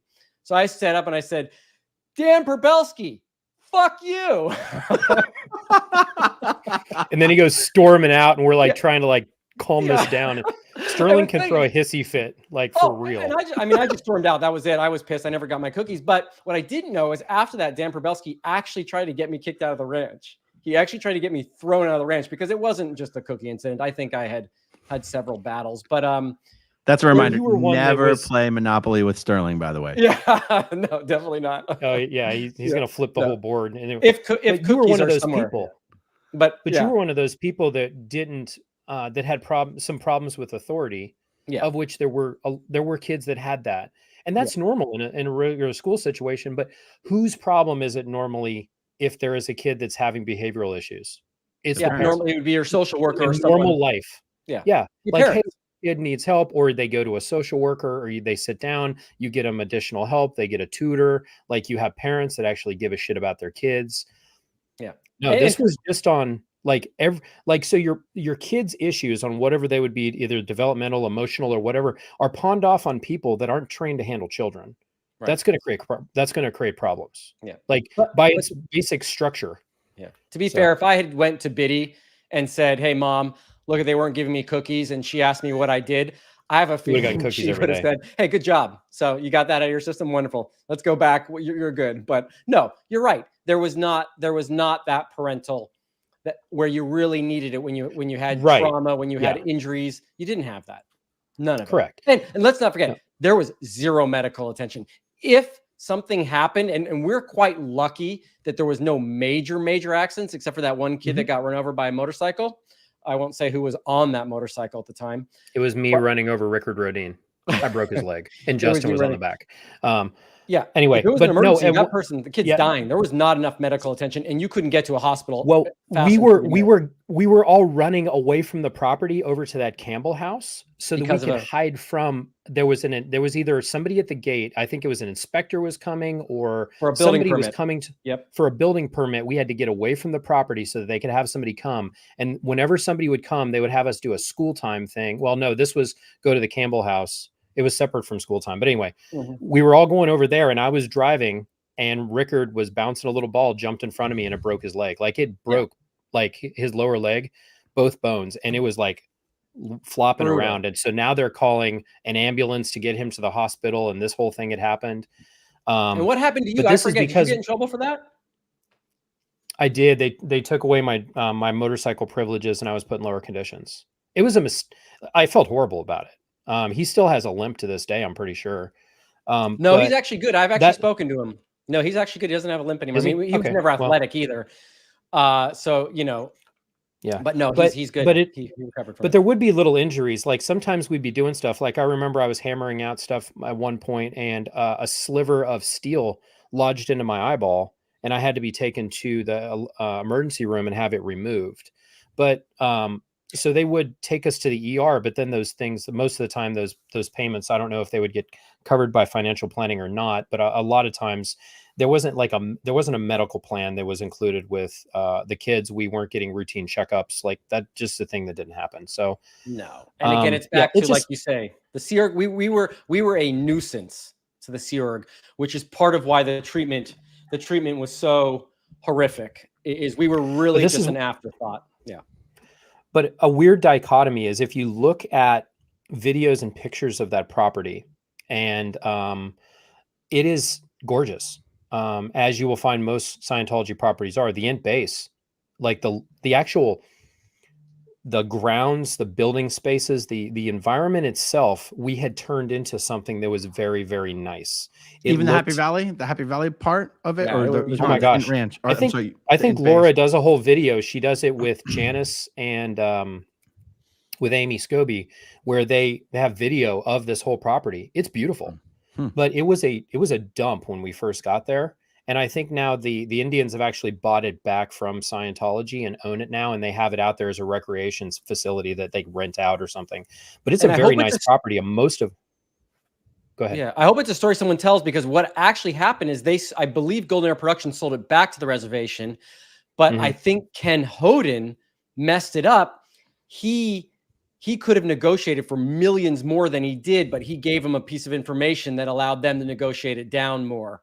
And the Indians I don't know anything were about always that. kind of upset that we had the property. That is why they shot at the buses. That is why they threw rocks, because they were a little angry that we had that property for so long. I think there was a chance for them to get it at one point. They didn't. And so I think generations ago, it was their property. And then I think they had lost it for whatever reason. It was owned by part of the Campbell family, and then also by this nunnery. And then Scientology had bought it. And there was some bad blood there that went back probably generations before Scientology bought the property, but we then inherited that shit. So, all right. So kind of fast forwarding back to now me wanting to leave, and now I'm about 17 years old. I was kind of cornered, brought into a room with Dan Probelski, Yolanda Avila, and Leslie, and they worked me over verbally, just saying, like, kind of guilting me into like, okay, well, you've now been here almost 2 years wanting to leave.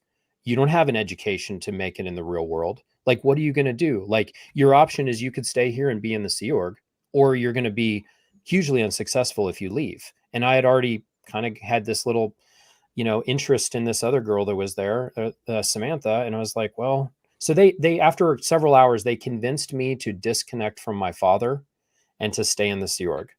At this time, my father was not declared a suppressive person.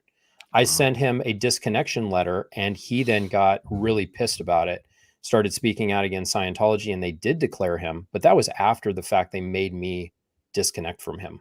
So they had seen that as like him trying to pull me out of the Sea organization, and how dare he. So they made me disconnect from him. Then I stayed. I worked as they made me what was called ranch staff, which is like I was working under Dan Probelski as one of his.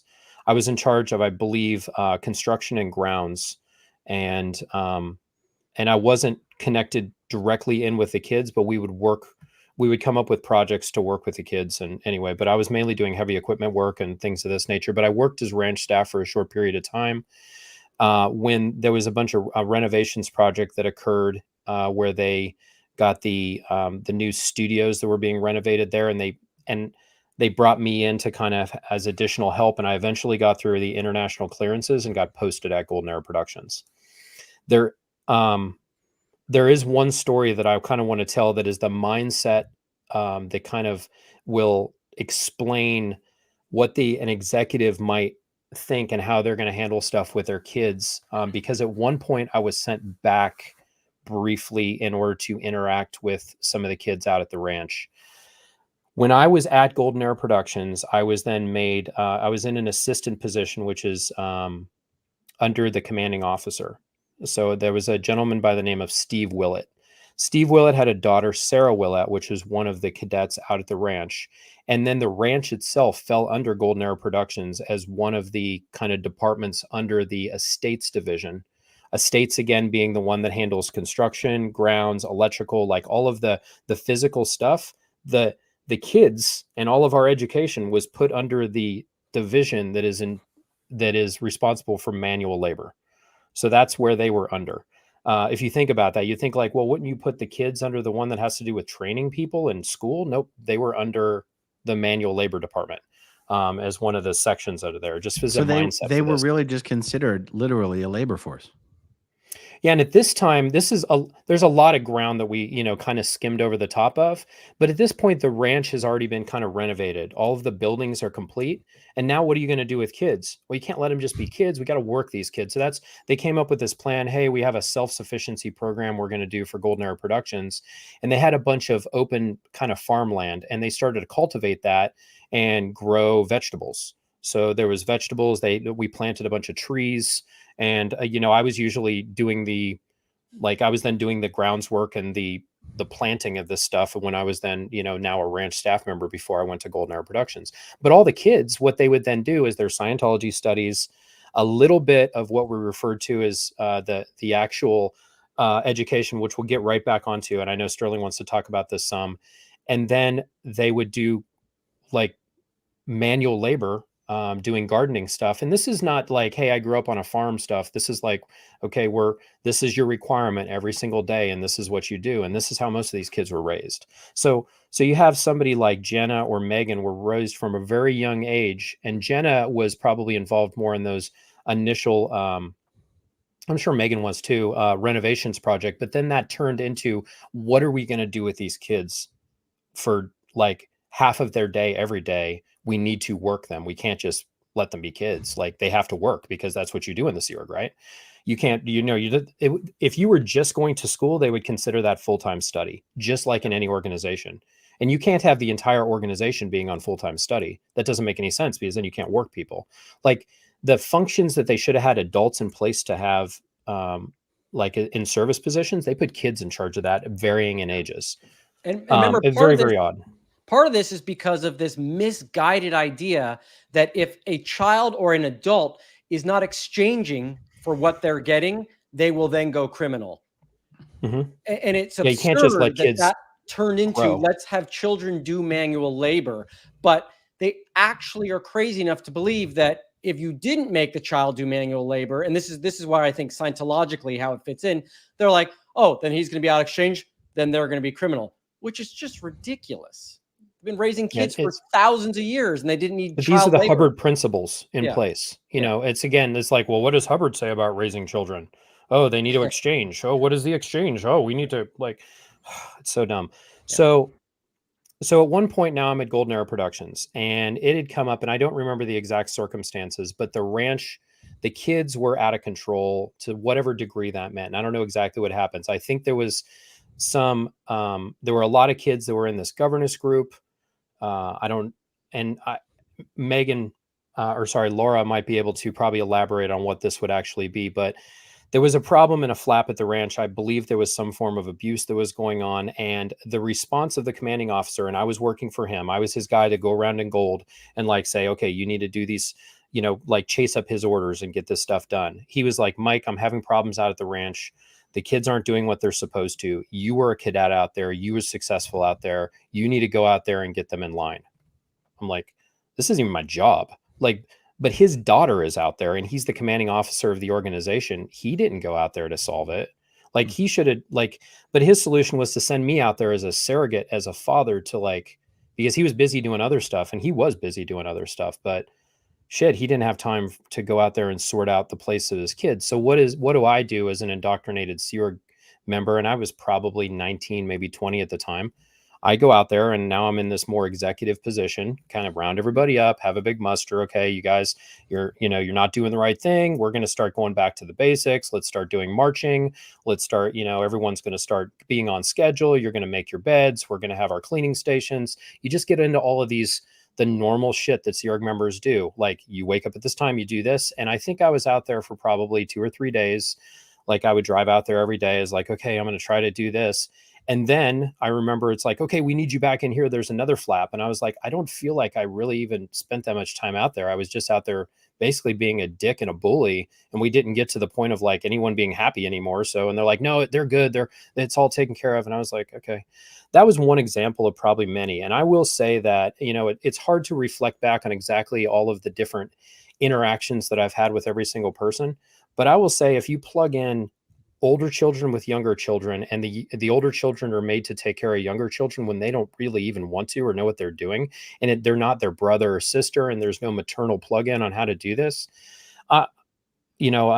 there's very possibly people that remember me as not a nice person, and I don't disagree with them. And the mindset and the place that I was and the kind of indoctrinated individual I was at the time, I'm not proud of telling the story, especially doing it in an open format like this. There's a lot to kind of process in this whole thing. But the reason why I want to do it is I've noticed that when we get on these YouTube things and we bitch about a problem, we kind of give specifics as to what exactly happened and the situations involved in it. It shines a light on it. And it's like, hey, if there's mold in the corner and you shine some sunlight on it, it's going to go away. So Scientology is now going to be freaking out about, oh shit, well, what are the specifics of what happened? And they're not going to let that happen. They've already started getting rid of the whole cadet thing. Why? Because the attrition rate on all of us second generation Scientologists, especially from the Ent base, is super high. Most of us never wanted to be there. And we got to a point at some point where we left. And my story on when I left was many, many years later. And there's a lot of ground to cover on that too. But eventually I did, as did a lot of other people. So shining a light on it is what I want to do to process it myself. Also, hopefully help some other people process it. But then just to shine the light on like, hey, this is how Scientology deals again with their most vulnerable people, like their children and their elderly. And I'm pumping up the jam big time about the way my mother was treated. But if you go into it, like, they're happy to work the shit out of you if you're in that demographic and then you're useful to them. If you're not useful to them, there's going to be trauma and abuse connected to it because they have no use for you. It sucks. So that's the point of talking about this and kind of wanting to get on here, because there's, Sterling had his truth, and Sterling was there for that beginning portion, which we're getting out of LA. And it's like, this shit's way better. But then it eventually turned into, well, we renovated the property. Now what are we going to do with all these kids? And you have then people plugged in taking care of the children, or especially then probably plugged in and taking care of the more rambunctious or, children that didn't want to listen, that probably should have never been connected with them at all. Right. And it sucks. Right. I agree. So Sterling's story is 100% accurate from my perspective, and Laura's take and Jenna's take and things of this nature, their truth is true as well. But everyone has a different frame of reference from where they came from. And all of us together can hopefully kind of paint a picture of like, because I don't think any of us went into the situation, like none of us were recruited and is like, hey, do you want to come join the Sea Org? You're like, I would love to do that. Let me ask Here you a we are. question. Other than, because I want viewers who want to hear more information, other stories from other people who are in the Int Ranch, but also the other cadet orgs. But let me ask you about the Int Ranch particularly. Other than the two of you, Laura FM, Jenna Miscavige, I want to say, well, I was going to say, see, I know Daisy Spallino. What Catherine Spallino? Catherine Spallino. She was at the Pack Ranch. Yeah. She was at the Pack Ranch. Okay, so here's the question. Who else has spoken out that spent time at the Int Ranch? I think, well, that's really all of us. And so 4 people. I don't That's know. 4 people. So, and this is the thing, and I had kind of mentioned this a little bit when I was talking with Mike and Claire, and it kind of went to the fact of like, you know, I had Roanne and Justin that helped me get my mother out, and both of them are not public facing in this discussion, right? And I felt like I had to be because of the nature of the abuse, and I don't know who else could have told the story about my mother but me. So that's why I'm like, you know what? I'm going to do this. So when I think there's a lot of people that are out there, I would say the vast majority of the people that I know that were there are now out. And I don't know if they are at a point where they feel comfortable with talking about it. So I would say that there's Roanne is L. Ron Hubbard's granddaughter. Does she go by the last name Horwich? Yes, she does. Yeah, that's her last name. But she's John Horwich's daughter. Do you guys know I've never her met mother or is spoken with Diana Roanne Hubbard. before? I've never Roanne's seen. amazing.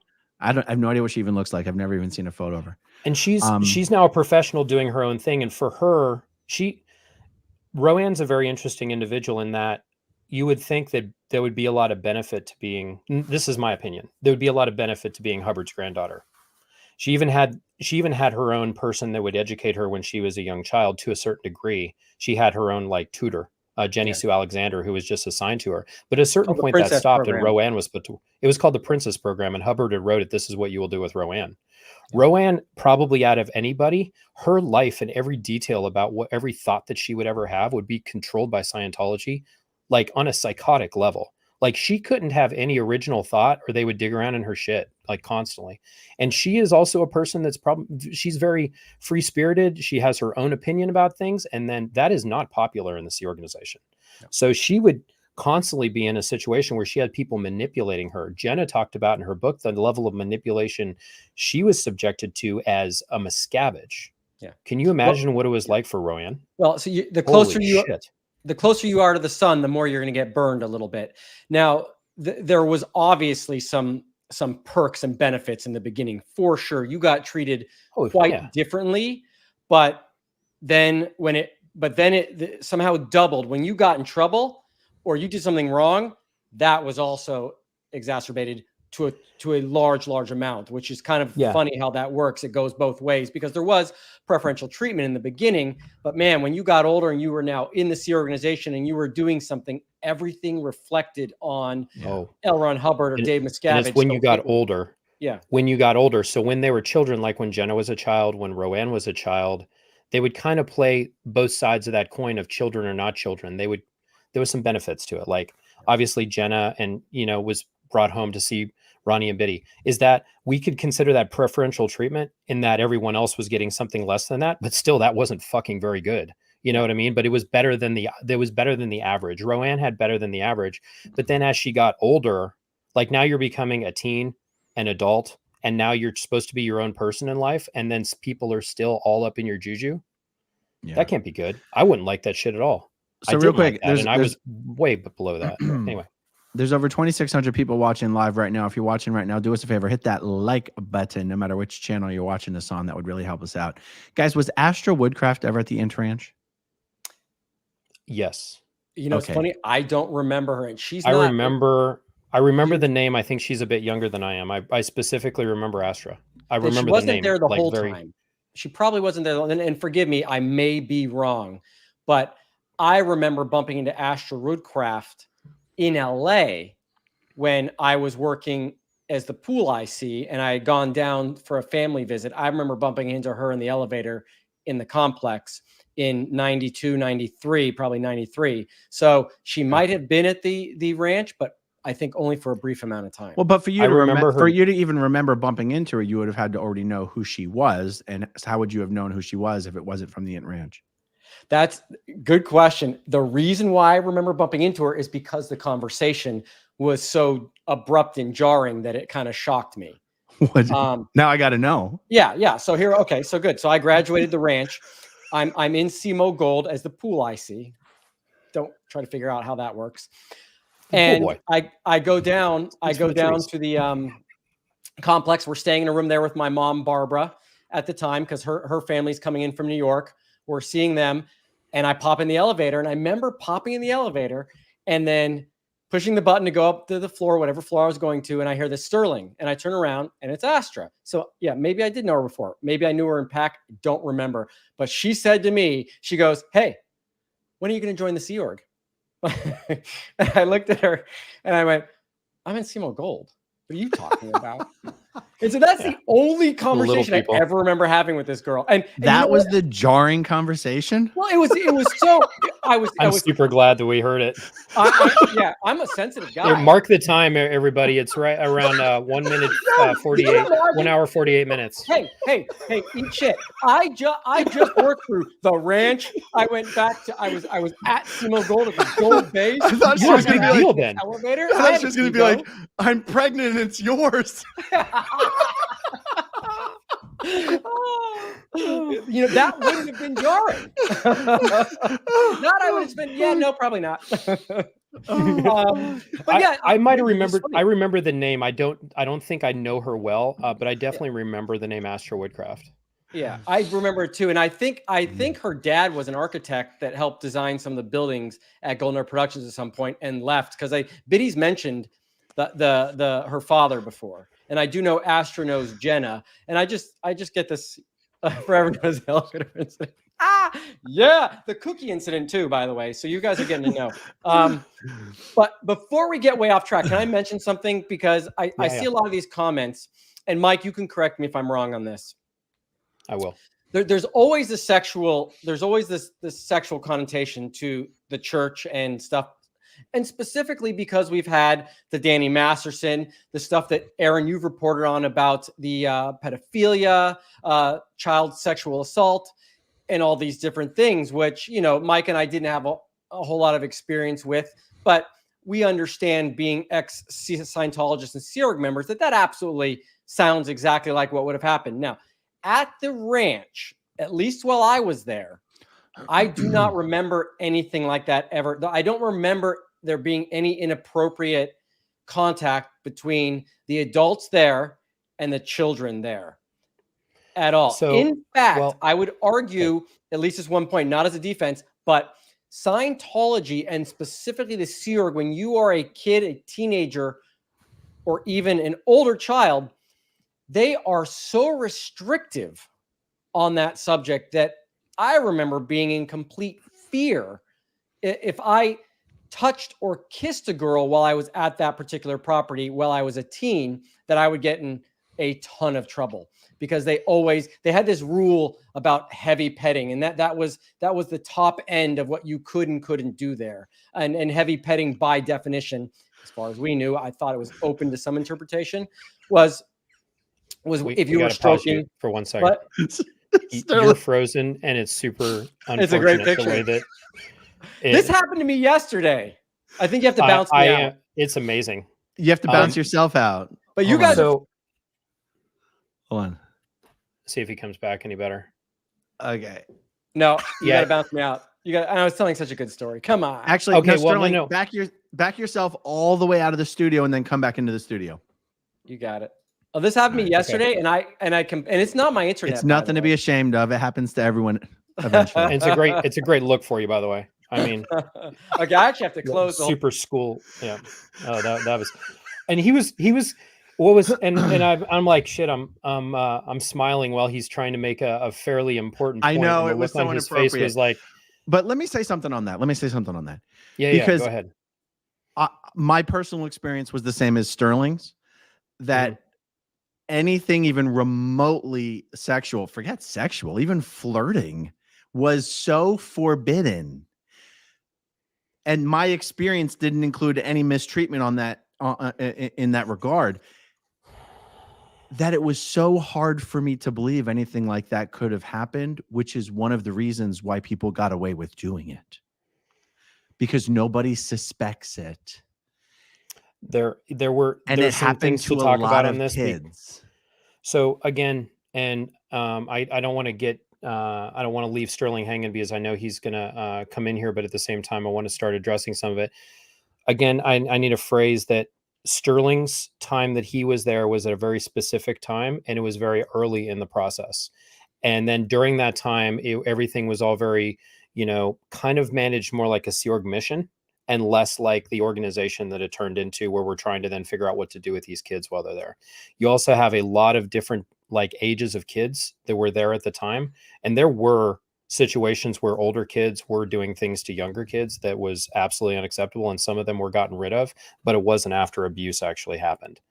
So, and I'll touch back on this with Sterling when he comes in, but a couple things. I don't know of any instance where there was inappropriate behavior of a sexual nature on an adult that happened to a child, but I'm not saying that it didn't happen.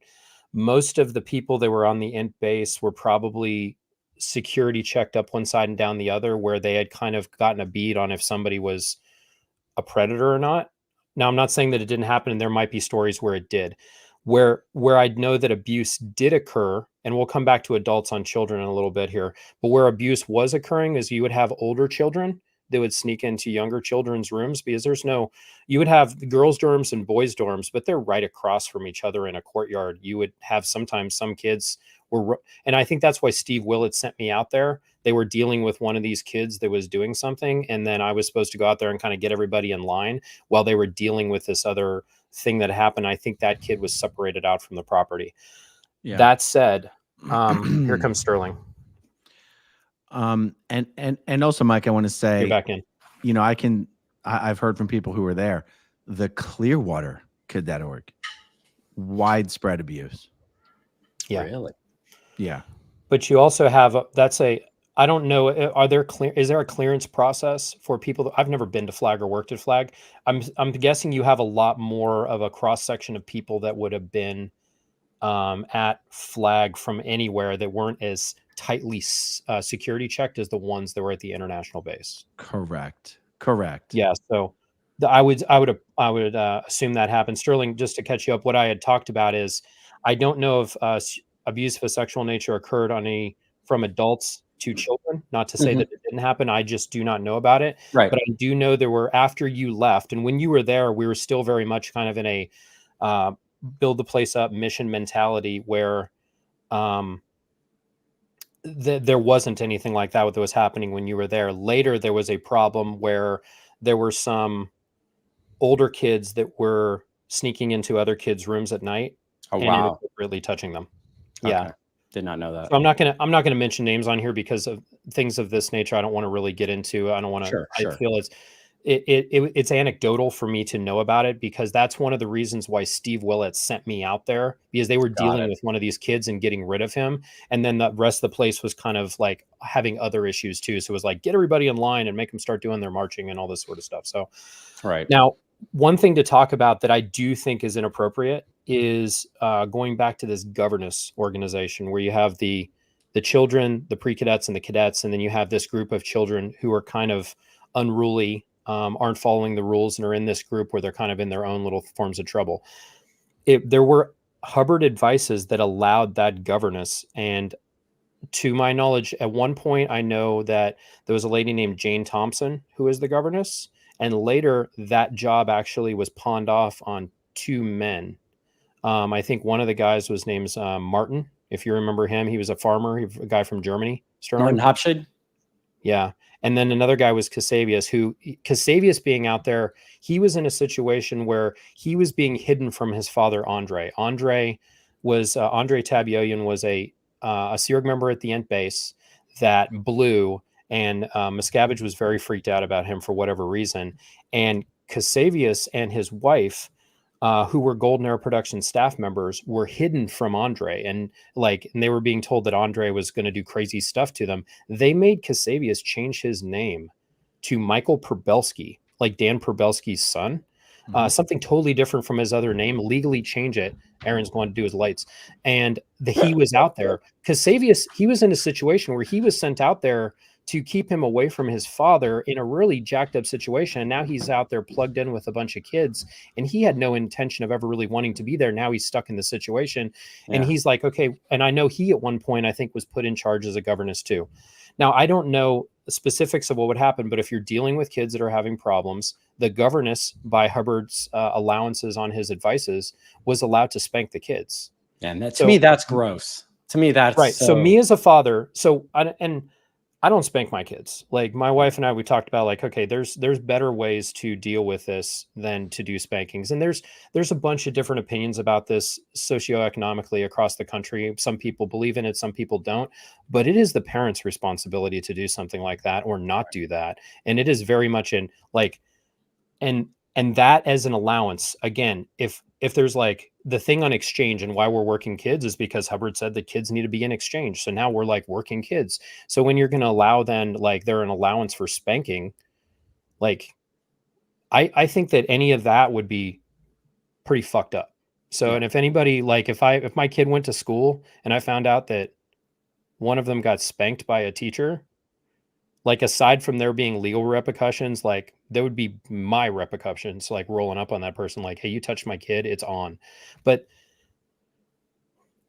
I don't think that the parents had any, either they weren't like the children weren't allowed to tell their parents. And then this is just me thinking about it. Like, did the parents have any problem with this? I would think if I was a parent there, and again, I'm looking through things through the lens of the way I look at it now versus there, I would have a huge problem with that. But I don't ever remember parents bitching that this was happening. And I would have a problem now. I mean, back in the day, the principal of a school used to be allowed to paddle the kids. I mean, today that would be unthinkable. And I could never imagine putting my kids in a situation where the adult in charge of them was allowed to decide to hit them. Like for me, that wouldn't, it's not even unthinkable. It's unthinkable. Yeah. It's unthinkable. The answer would be no. I see some people mentioning some of the other ranches that we spoke about in the beginning, like the Mace Kingsley Ranch and Wally Hanks and some of these other ranches. Those were not run by the Sea Org. Those were privately owned ranches, and that's a separate conversation. But those ranches did also have a lot of the sexual abuse. Oh, wow. And I think there was a lot of corporal punishment there, if I'm not mistaken. And Absolutely. there was just anecdotal stuff where we would hear things and people passing said that they had known somebody from that. But from my understanding, Sterling, and you're probably similar to this, we weren't really ever like connected with those or had never gone to them or, like I think you might have gone to a Mace Kingsley school of some sort, but in terms of those ranches, I don't really have anything to share. I was in the wouldn't precursor. Just be very anecdotal. Yeah. I was in the precursor to what the Mace Kingsley Ranch for miscreants would have been. I was in the Mace Kingsley equivalent of the children's RPF at one point, and we used to go pick up trash in Griffith Park every day. But that was off of that was somewhere in Los Feliz, away from the main Mace Kingsley, and that was the beginning of. So I did hear eventually that, oh my God, Mace Kingsley has a ranch to send kids that are troublemakers. Mm-hmm. But yes, no, I was never there. Sterling, tap your mic real quick. Hello. Right. Sounds good. Just bring that thing a little closer to your mouth. Just bring that thing. But you're not frozen, so just to act like you like it. Act like you like it. Wait a second. Wait. Everyone just wait for this. Why does it take so long for you to move your mic? What is going on there? I'm just trying to drive everyone nuts. Here we go. What do you have to loosen a bolt? Here we go. No, I'm good. Guys, hang in there. Come on, guys. It's look at Aaron. You are the Steve Marlowe of YouTube audio. I just want you to sound good, bro. I just want you to sound good. You know Steve Marlowe? But you know who Steve Marlowe is. He was the huge audiophile guy at Gold. Audiophile guy for Dave that used to inspect all the mixes and music before. Dick. And wait, he once told me, wait, shh, Sterling, wait. Do you hear that? I'm like, no, I don't. Because it's not good. I'm like, okay, whatever, dude. I'm not even going there. You're an idiot. He was, that guy was arrogant. Okay, I'm going to get started on him. We got plenty of stories. Wants to see his biceps. Thanks for noticing, though. Hey, I work out. Does a lot of squats, too. Someone's wondering. Don't make me adjust my camera. You don't want to see what you see then.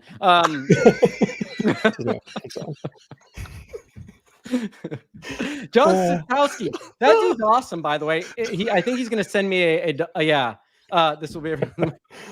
I hope you're keeping track. Cookie, elevator, and I had one. I had another one with you, Aaron, but we'll go. I don't want to go too far off. Aaron, why don't you get a plug-in light? Yes. You want to know what's funny? I don't even actually have to buy new lights. I just have to buy a plug for these fucking lights. I know, and I told you. Because would you throw it away when it came with it? I don't know if it came with a. I just didn't click the send a plug. I thought batteries was the higher end way to go. Oh Lord. Oh my God. If you're out in a field somewhere. Mike, did you change your background? Because wasn't that green a little bit ago, or did you just have a blue light on it? Who, me? Yeah, your background. Oh, no, I haven't changed anything. I'm still just. Okay. I mean, yeah, I'm literally just against one of the windows. This is kind of a cobbled together situation. I hate that your shit's working perfect. Just here, I'll mess with my microphone just so you don't feel it. Here. There we go. No, but you're not doing it right. You have to. Oh wait, I think it's. That adjust it. There we go. Wait, there we go. Wait, I'm adjusting it. You gotta get that right. Oh yeah, tan line. And I'm not even drinking yet. Where were we at? Let's not. I mean, obviously, we have to have another conversation about this, Mike. Well, for sure. No, we were talking about like that the spanking and stuff. I think that's the last thing we were talking about. And yeah. And again, like so kind of going full circle, looking from us getting out of LA and like that ranch being provided was a good thing initially. And then it turned into something which ultimately probably is a lot of trauma for a lot of people. And I think just in my estimation, the younger you were and the longer you spent there, the more indoctrinated in your formative years when you should have had like parental interaction, that parental interaction was being provided by Dan Probelski, Leslie Epstein, Yolanda Avila, and, some other people that are doing renovations work and stuff like that. These are like, it's not good. No. Yeah. No, it's interesting that you mention no matter what they try to do in the Sea Org to improve things, there's only so far it's going to be able to be improved because the entire thing is fundamentally abusive. I mean, even the idea that you're convincing these people to spend all their time and money on this bridge to total freedom when Miscavige knows there's no such thing as the upper OT levels and full OT. Like, it's fundamentally a con. Now, that's abusive in a different matter, right? What I really meant to say there was, let's take the kids. We're talking about the cadet orgs. We're talking about the ranches. Well, there are no more cadet orgs. There are no more int ranches. And and people will go, oh, thank God. Thank God there's no more kids there. And you go, yeah, but what happened once they outlawed kids? Now Sea Org members are pressured to have abortions, and so because Scientology doesn't care about families, because they don't care about society, because they don't care about normal values, you can fix a little thing here, you can fix a little thing here, but it's always going to end up bad. Like you get rid of the kids and you go, oh, well, thank God kids don't have to grow up in that environment. And you're like, yeah, now they're just having widespread abortions. Now, and even if to some respects we've been told that they've toned down how much coercion they use, that doesn't mean there's less abortions. It just means they're twisting the arms less hard. There were so many There's so many Sea Org members in Clearwater, Florida, having abortions. They had to start shuttling them to different clinics because people were starting to wonder what the hell was going on. That same thing happened at INT. Like the one in Riverside was like, oh shit, like that one, because all these people are going in and they all have the same mailing address, and all these girls are going in, and some of them are going in more than once. And I had shared, like, my ex-wife got pregnant twice, and while we were working at Golden Air Productions, and both times had to terminate the pregnancy. That's hard to reflect back on, because if that was the case, I would have adult children at this point because of how young we were when it happened. Right. So yeah, my ex-wife, same thing. And because of a number And of these reasons. are people who would have wanted to have kids if Yeah, just left to their own devices. Yeah, she actually didn't Yeah. tell me she was pregnant. She just went and Oh. did it and then told me after. So I had no, like, you maybe, did you know Sam was going to have to go So get an abortion? The first one, I had to drive her there, and that was horrible because the thing in and itself is horrible, but also outside of these places, all the protesters, and this isn't to talk about one, like somebody's opinion one way or the other on this, but the protesters that are outside of these places with people that are going in with these situations to deal with the billboards and stuff they have are grotesque. So we're there and I was probably 20, maybe 21, and she was probably 19 when we're going in here. Wow. And I mean, I just, like, this hollow feeling is all I had afterwards. And then the second time, which was probably 3 or 4 years later, I was restricted to the property because I was in trouble, and she just went on her own, and the medical officer drove her. So it's fucked. Anyway, I don't know how else to say it. It's like, I have some regrets in my life, and most of this is very therapeutic. I don't know how to deal with those feelings. Like, I kind of put those down, and I'm talking about it a little bit, but I don't really want to talk too much more about it, or, like, I'm going to get emotional, and I don't like getting emotional. And I compartmentalize extremely well, but I can't on that. When I start spinning it, it goes nuts. So, yeah. And And for me, I mention it. Yeah. I don't mind saying at all that Thanks, man. I'm definitely pro-choice, but I bring it up because as an organization, it is so abusive to have a policy that your most dedicated core of workers are not allowed to have children. As an organization, if these people cared about society, honestly, if they even cared about their own members, they would either make it extremely healthy to raise kids in the Sea Org, which we know is impossible. But I'm saying, just philosophically speaking, you would either make it insanely healthy to do that and encourage people to have kids, or you would say, thank you for the years that you've spent working for our organization. We truly, truly value it. Please think nothing about leaving and raising a happy family. Thank you. We like, truly. But instead, it's this abusive, coercive situation. And that's why I said you can tweak a little thing here and you can tweak a little thing there. But it can only get so good when you're running a fundamentally abusive, fraudulent organization. It's fundamentally broken. So you can try to, it's like putting lipstick on a pig. It's still a pig. It's going to look like a pig. It just has lipstick on. This is what Scientology is like. Yeah. And I think every time, every time they tried to do something, maybe there was one or two people that was like, let's change this and make it better. They always have to revert back to L. Ron Hubbard policy, which is one for one, always abusive. Even like if someone was sticker. like, let's educate these kids and do a good, let's really try to make this a great school. Well, L. Ron Hubbard said, you're just going to do reading, writing, and arithmetic. You're not going to get history. You're not going to get science. You're not going to get anything else. So every time, even if someone wanted to improve some policy that was outdated and inapplicable, just like they had cassettes all the way up into the 90s, just stops things from progressing and being better. It was impossible for it to get to that point because it was written into the scripture that it can't be anything different than what L. Ron Hubbard wanted.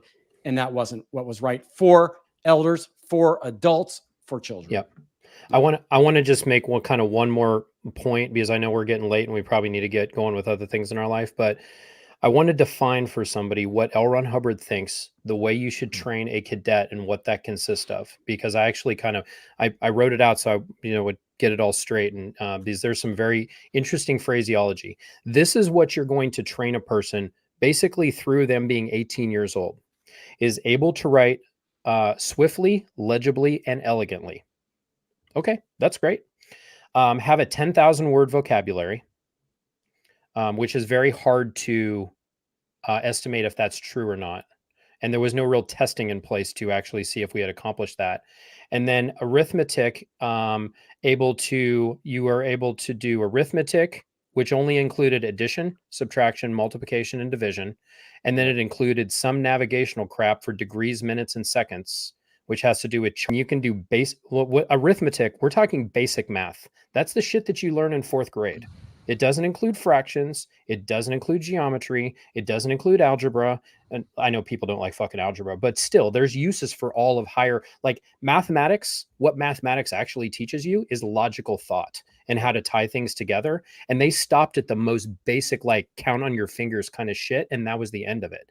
And there's no social studies. There's no science. There's none of those other subjects, Sterling, that you were talking about, like were even available. So there's no extracurriculars. You're not learning an instrument. Like there were some people with innate capabilities. Like I was always good at like operating machinery. Like that's why I'm a good pilot. I would have been good at that no matter what.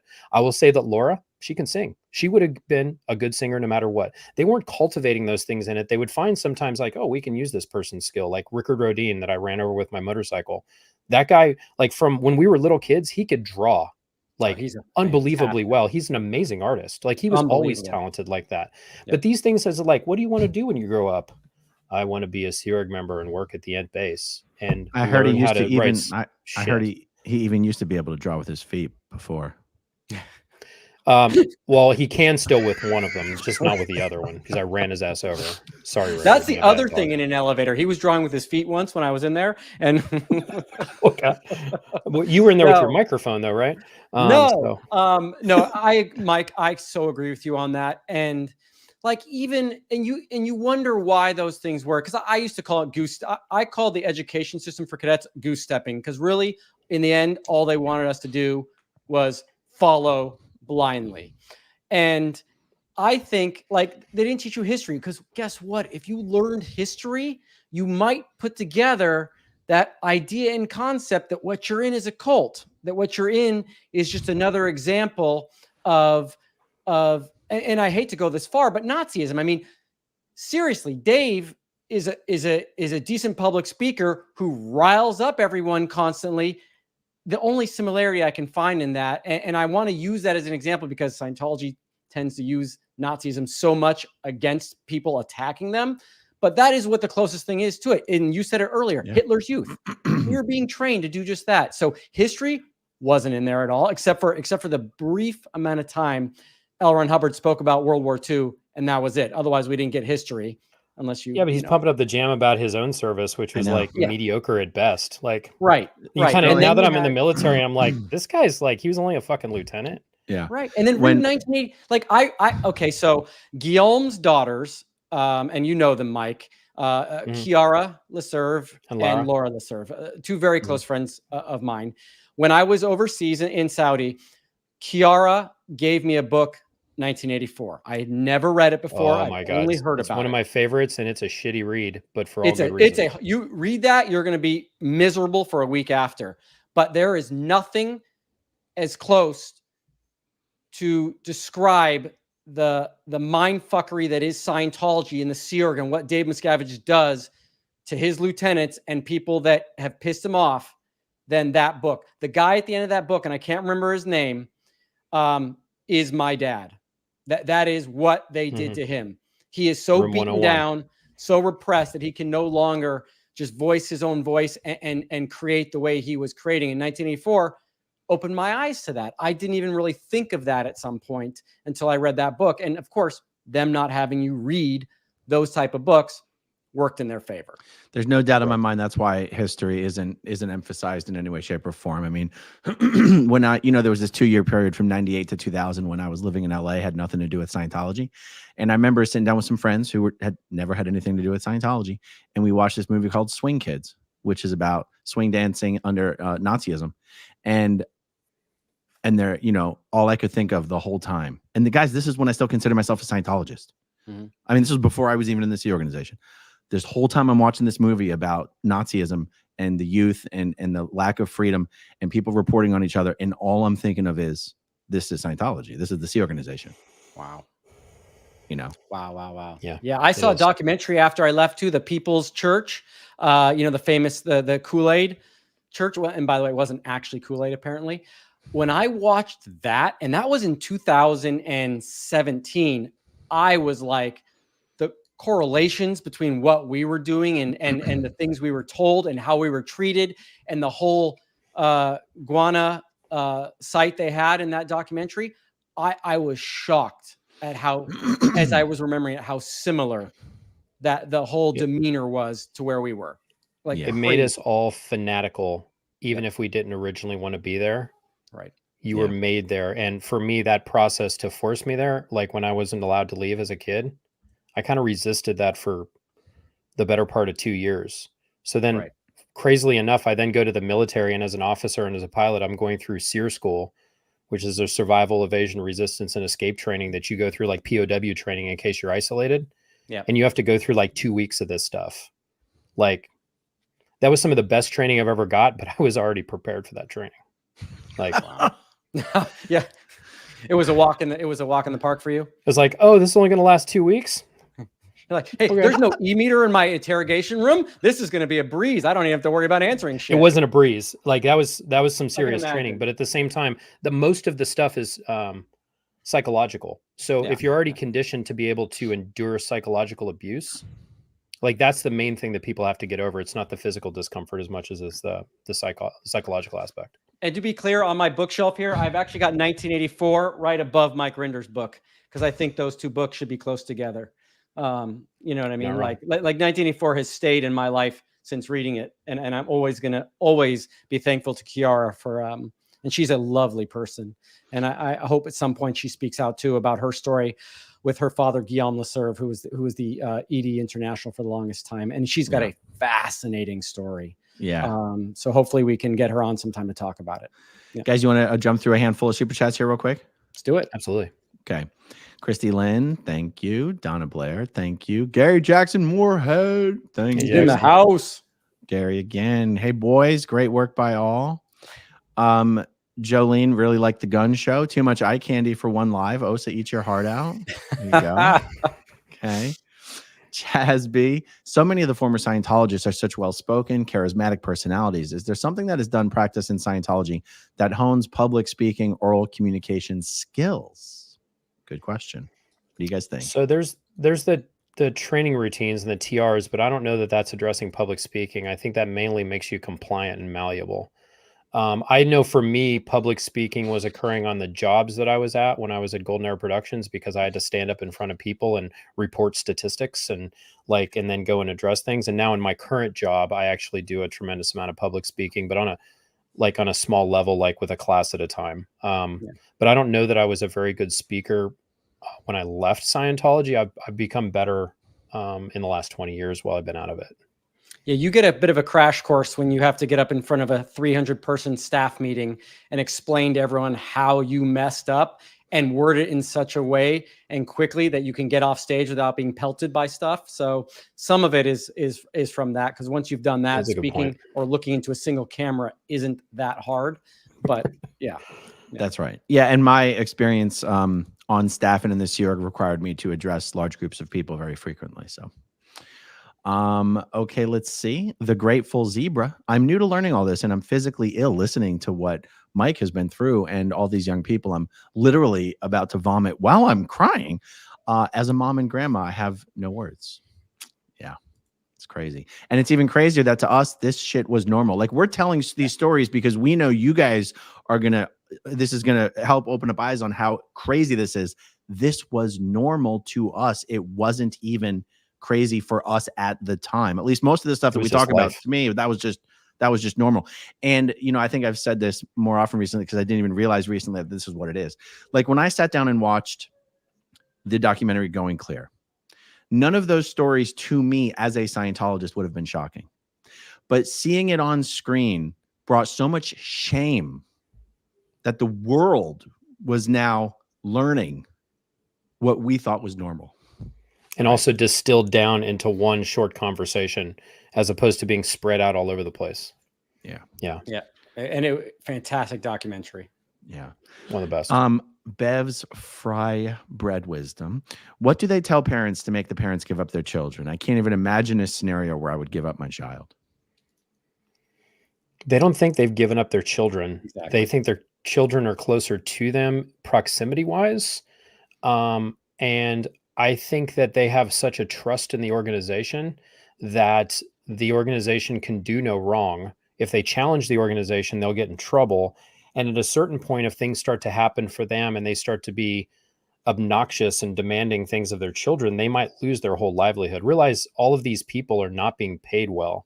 Like they don't have finance, like they don't have any financial footing. They don't have any credit cards. They don't have any money. They usually don't have a car. So if the organization is saying this is what we're doing with your family, and they rock the boat, they're going to lose like all of the control. Like they're not going to have any control in their life, and they'll just be kicked out on the street. So I think that pressure in the background is like, if the organization says it's okay, it's okay. That's the way I saw most of it. It's like you trust unconditionally, and you never really look around what's actually happening. And I agree, Mike, on that. I think they don't. If you told them they were giving their kid away, they would think you're ridiculous. That's insane. I don't think that ever even crossed their mind. Now, a lot of parents that have left and now speak up about it, they do agree that that's horrific. And a lot of even my family members that were never in Scientology would tell me, I could never have left you or my daughter somewhere. But when you're in there and you're in the Sea Org and you're indoctrinated, you weren't leaving your kids. Like you said, it was more of they're close to me now and I don't have to worry about them. But in the worst case of worry about them, you know that they're not going to be mugged or shot, but you also don't realize that they're being mentally tortured and abused at the same time. So I don't think it occurs. And that's part of the cult mindset, in my opinion. Yeah. Great answers. Christy Lynn Wilson, never a Scientologist, ever. I think it was never a Scientologist, always an SP, kind of like that. That's Ever an more or less. SP. Yeah. Ever an SP. like John Sostovsky, I have to send Sterling a Keebler elf doll. Yeah. Where can John email you, Sterling? That's a good question. You gotta have some email address you can give out to people. Let me do that. I'll get one put together. Okay. Yeah. Blackmail said, and John, email me and I'll forward it to Sterling. Thank you for asking for Astra. Her story was my introduction to Scientology. You know, that's true for so many people. Astra was, Astra's video and her dad's video was like so long ago. It was so early. Yeah. In even like the YouTube's life. Right. Like it was more than 10 years ago, right? Yeah. God, I hope she's the right person that I was thinking of. I hope so. If I'm wrong, please let me know. She's gonna be like, this guy's making shit up. Yeah. Well, this is the thing about speaking out a bit against these things. Like you bring up Astra's thing having so long ago, and I kind of realized that like you have to keep talking about this. Like I can't tell this story one time and the story be over. Like I can't only tell Rosemary's story once and then that's the last time, because it'll just get buried on the internet. So I think I'm going to have to keep sharing this stuff in order for it to keep rising to the surface as an important conversation. Right. Absolutely. Agreed. This is for Sterling from Backgoat. I got a cookie and a microphone. Oh, yeah. A microphone. Rusty is asking, was Roanne at the ranch or did she live with her father or mother? And who left first, Roanne or her father? Roanne was at the gold property. Yeah. Oh, go ahead. She lived with her father, near her father at the gold property. And I don't want to speak for her, but I believe she was much closer to her father than her mother. And her father's a fantastic, really, really nice guy, funny guy. But yeah, I don't know who left first. Mike, do you know? I think he did. The one who left first was John. Yeah, John Horwich. He left some years before Roanne, and then she ended up escaping in 2012. Yeah. So Roanne was allowed to just live on the int base with her dad when she was born in the Sea Org. Like Diana Hubbard, L. Ron Hubbard's daughter, had Roanne in the Sea Org. She grew up as a baby in the Sea Org. Like she was running, like she was an exception to the rule in that, but just to show how like controlled her life was. And now she's like a very functional member of society, but obviously processing a lot of weird shit that happened through her childhood and adult years. But yeah, she at some point left too. But to answer the question, John left first, and then some years later, Roanne did. And actually, it was Janice. Her mother's still there. Janice flew from Florida, Roanne, to the Golden Air Productions property to meet L. Ron Hubbard for the first time. That was Janice that actually brought her over, not her mom, believe it or not. It was Janice. And so, yeah, that goes the story. Now, also point of reference as far as Roanne's connection to Justin, Mike, myself, we've known each other forever. Roanne has known Justin and I since day one, and we've always managed to keep in touch with her. And we try once a year to have dinners, and I talk to Ryan quite a bit. And it's always just been that Justin and I are kind of like Roanne's brothers, essentially. That's how we see our relationship. We've all been in the same. When I first met her, what would happen is all of the kids that had graduated, that were now at the international based property, that are still teenagers and haven't completed high school, they would be required legally to do school. So the solution for that is on Saturdays, when the Saturday renovation stuff would be going on the rest of the property, because everyone at the Ent base would do renovations on Saturdays. All of the kids, everyone under the age of 18, would go out to that property at the Ent Ranch on the other side of the Indian reservation and be required to do academics that day. So they'd all read books and, do whatever and, all that. And that's when a lot of the ones that were still at the international base and Sterling would come out on those weekends too. Yeah. And that's where we kind of got to know each other. And that's the first time I met Roanne, when she would be out there. And, I was still out at the ranch, probably on lockdown at the time. Yeah. You think either of you will ever be able to talk her into coming on your channel and have a little chitty chatty? I don't know. So yeah. So go ahead. Go, Mike. So for some people, this is therapeutic, getting on and talking about it. And it is for me, but I'm also very much a talker. For other people, I feel like it might be traumatic. So based off of the level of trauma and that's really, and it's going to be different from different people. I'm more of an extrovert. Like, for instance, my wife is a little bit more of an introvert type of personality. She gets her recharge by having some alone time and having it a little bit more quiet, where I'll go and talk to anybody about anything. I'd rather call somebody on the phone. If I need customer service help, she would rather email and never talk to a person. So if it's right or not for a person, I would say that they have to decide when that's going to happen. And I'll obviously I would encourage her to do that only if it's something that's going to benefit her. Yeah. And if it wouldn't benefit her, I would say no. Yeah.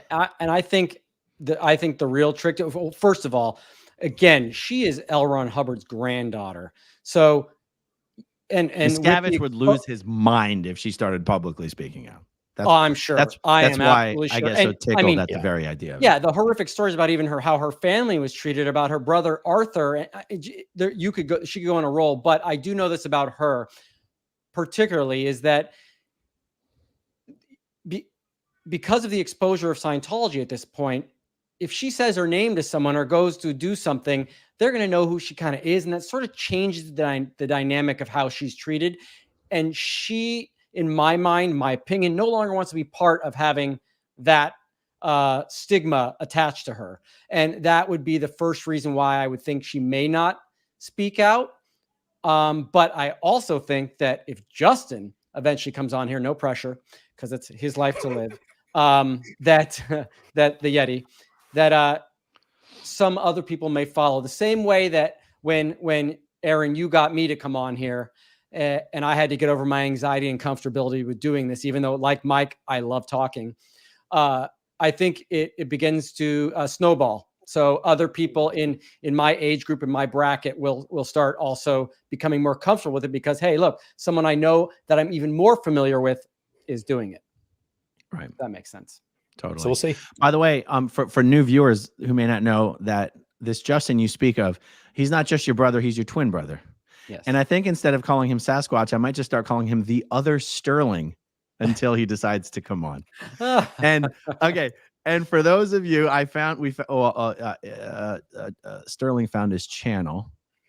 Here it is, the Build It channel. This is the other Sterling's YouTube channel. And if you want to see what the other Sterling looks like, it's wow. Hold on. Yeah.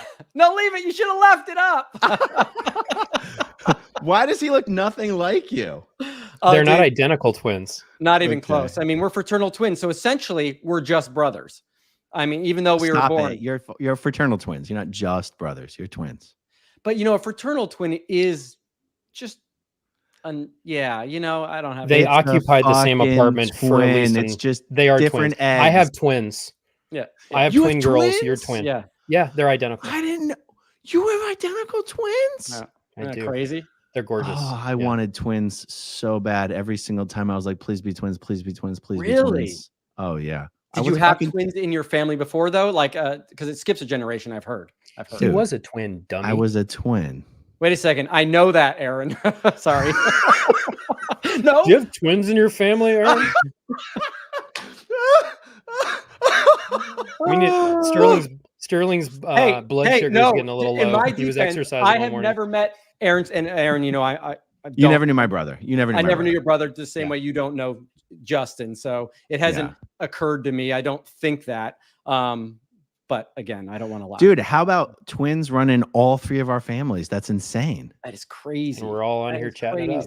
Wow. Black t-shirts and everything. Now it makes sense. Navy blue. Navy black t-shirts. Navy blue. And I'm going to edit this video after to make sure it looks really blue. So I can separate myself. You look like a gentleman to me. From the servant class. From the servant class? He's such a dick. Man, that guy. Oh, my goodness. I have some more stuff coming up about him soon because he's a dick. The twin incident. I love how he's keeping track of these. Thank you so much. If Sterling came up to me in an elevator and said, "Do twins run in your family, Aaron?" Yeah, that would be the twin incident. Yeah. Right. Oh Lord. Yeah, even Mark said that in interview. He was like, I told this story about something dramatic that happened between him and I, and he's like, "That's it?" I said, "Yeah, I remember. You were a complete dick." "Yeah, but I thought I hit you or something." I said, "No, I just yelled at you." "Yeah." And he goes, "I don't know what you're talking about. Then that's just not that important." I'm like, "Okay, whatever." A lot of Sterling stories do end that way. That's it. That's it, really? No, except for my Dave ones and my Russ Bellin ones. Now, Mike, you remember Russ Bellin? I do, and you know that he was actually the only person that ever smacked me, right? Yeah. Okay. I don't think I was there for that, but I remember you telling me about it shortly thereafter because we were on a similar lines. Like you would create the artwork, I would then be doing the manufacturing of it. You and I worked together for years, and we were also roommates when we were working at Golden Era Productions. I remember I was in the back in one of the back rooms with Samantha, and then there was Seth Price and Mamika. And then you and Suzette were in the converted bullshit room that was in the front. The cardboard room with no soundproofing. Yeah. I still don't make any noise today when I have sex because of that. So thank you so much for that trauma. Wonderful. Now we're all traumatized with you. Thank you. Sterling, neither does your partner. Yeah, right? Have you heard about silent birth? Silent sex is the other thing. It's a Scientology thing. I'm okay to laugh at myself. I'm good with this. I've gotten over that. Hey, it's still better than Mark 6 centimeters, man. Let's be honest. They're either dead asleep or they're getting it on. It sounds the same. You never know. Can I just go back to adjusting my microphone so I look infinitely cooler here? The TMI incident. Oh shit! He's so good. He's so quick with him. Oh my god, that's awesome. He's awesome. Okay. Oh gosh. All right, guys. This has been a lot of fun. Let's do this more often. All right. Can someone post Justin's channel? Someone asked. Yeah, for sure. And hey, I did. I know. I don't know why I'm reading this thing. Yeah. The Build It channel. No, he actually does amazing woodworking. So go show him some love. Like he is a professional that does really interesting stuff. And yeah. So I know I watch all sorts of weird videos that have nothing to do with things that I thought I'd be interested in. And Justin has stuff like that. Yeah. But to be honest, if you're not into the construction stuff, his videos are boring as shit. He is so good at what he does. But I want to shoot myself, but please go check it out anyways. Yeah. Oh my God. Sorry. Oh shit. Oh my God. You know, I'm not into construction or plumbing, but I'm addicted to some construction and plumbing channels. There's one guy who begins all his videos with, "Hey, broskies and broskets." It's like NYC plumber or something. It's so funny. It's so funny. You can make good construction videos. We'll help Justin. We'll help Justin. Now we have to watch the videos. You're like, if you don't like his videos, they're boring as shit. Oh my God. Justin's the fun. Mike, he's going to kill you. Now you're getting a phone call after this video's over. Justin's the funny one, though, right? Mike, Justin is absolutely the funnier brother. 100%. The guy is hilarious. Is super. Like he has a very snide personality, and he's very witty. Very witty, and he constantly drags Sterling, and it's hilarious. Yeah, but I also want to. Yesterday, I said in my interview with my mom Biddy that Justin's playing a volleyball tournament. He's really tired. He's probably not going to make it past the first round. So I want to retract that because Justin actually won 4 out of 5 of his matches, made it to the second round, but because he was too tired, went home anyways. But he did make it past the first round. Bravo, Justin. Good job. Good job. Love man. you for that. Oh my God. All right, guys, let's do this again soon. Thanks everyone for hanging out with us this Sunday evening. Thanks as always to everyone who watches until the very end. And we'll talk to you soon. See you guys later. Okay, if you want to see my rock and roll songs, click right on this guitar. And if you want to see a different one of my videos,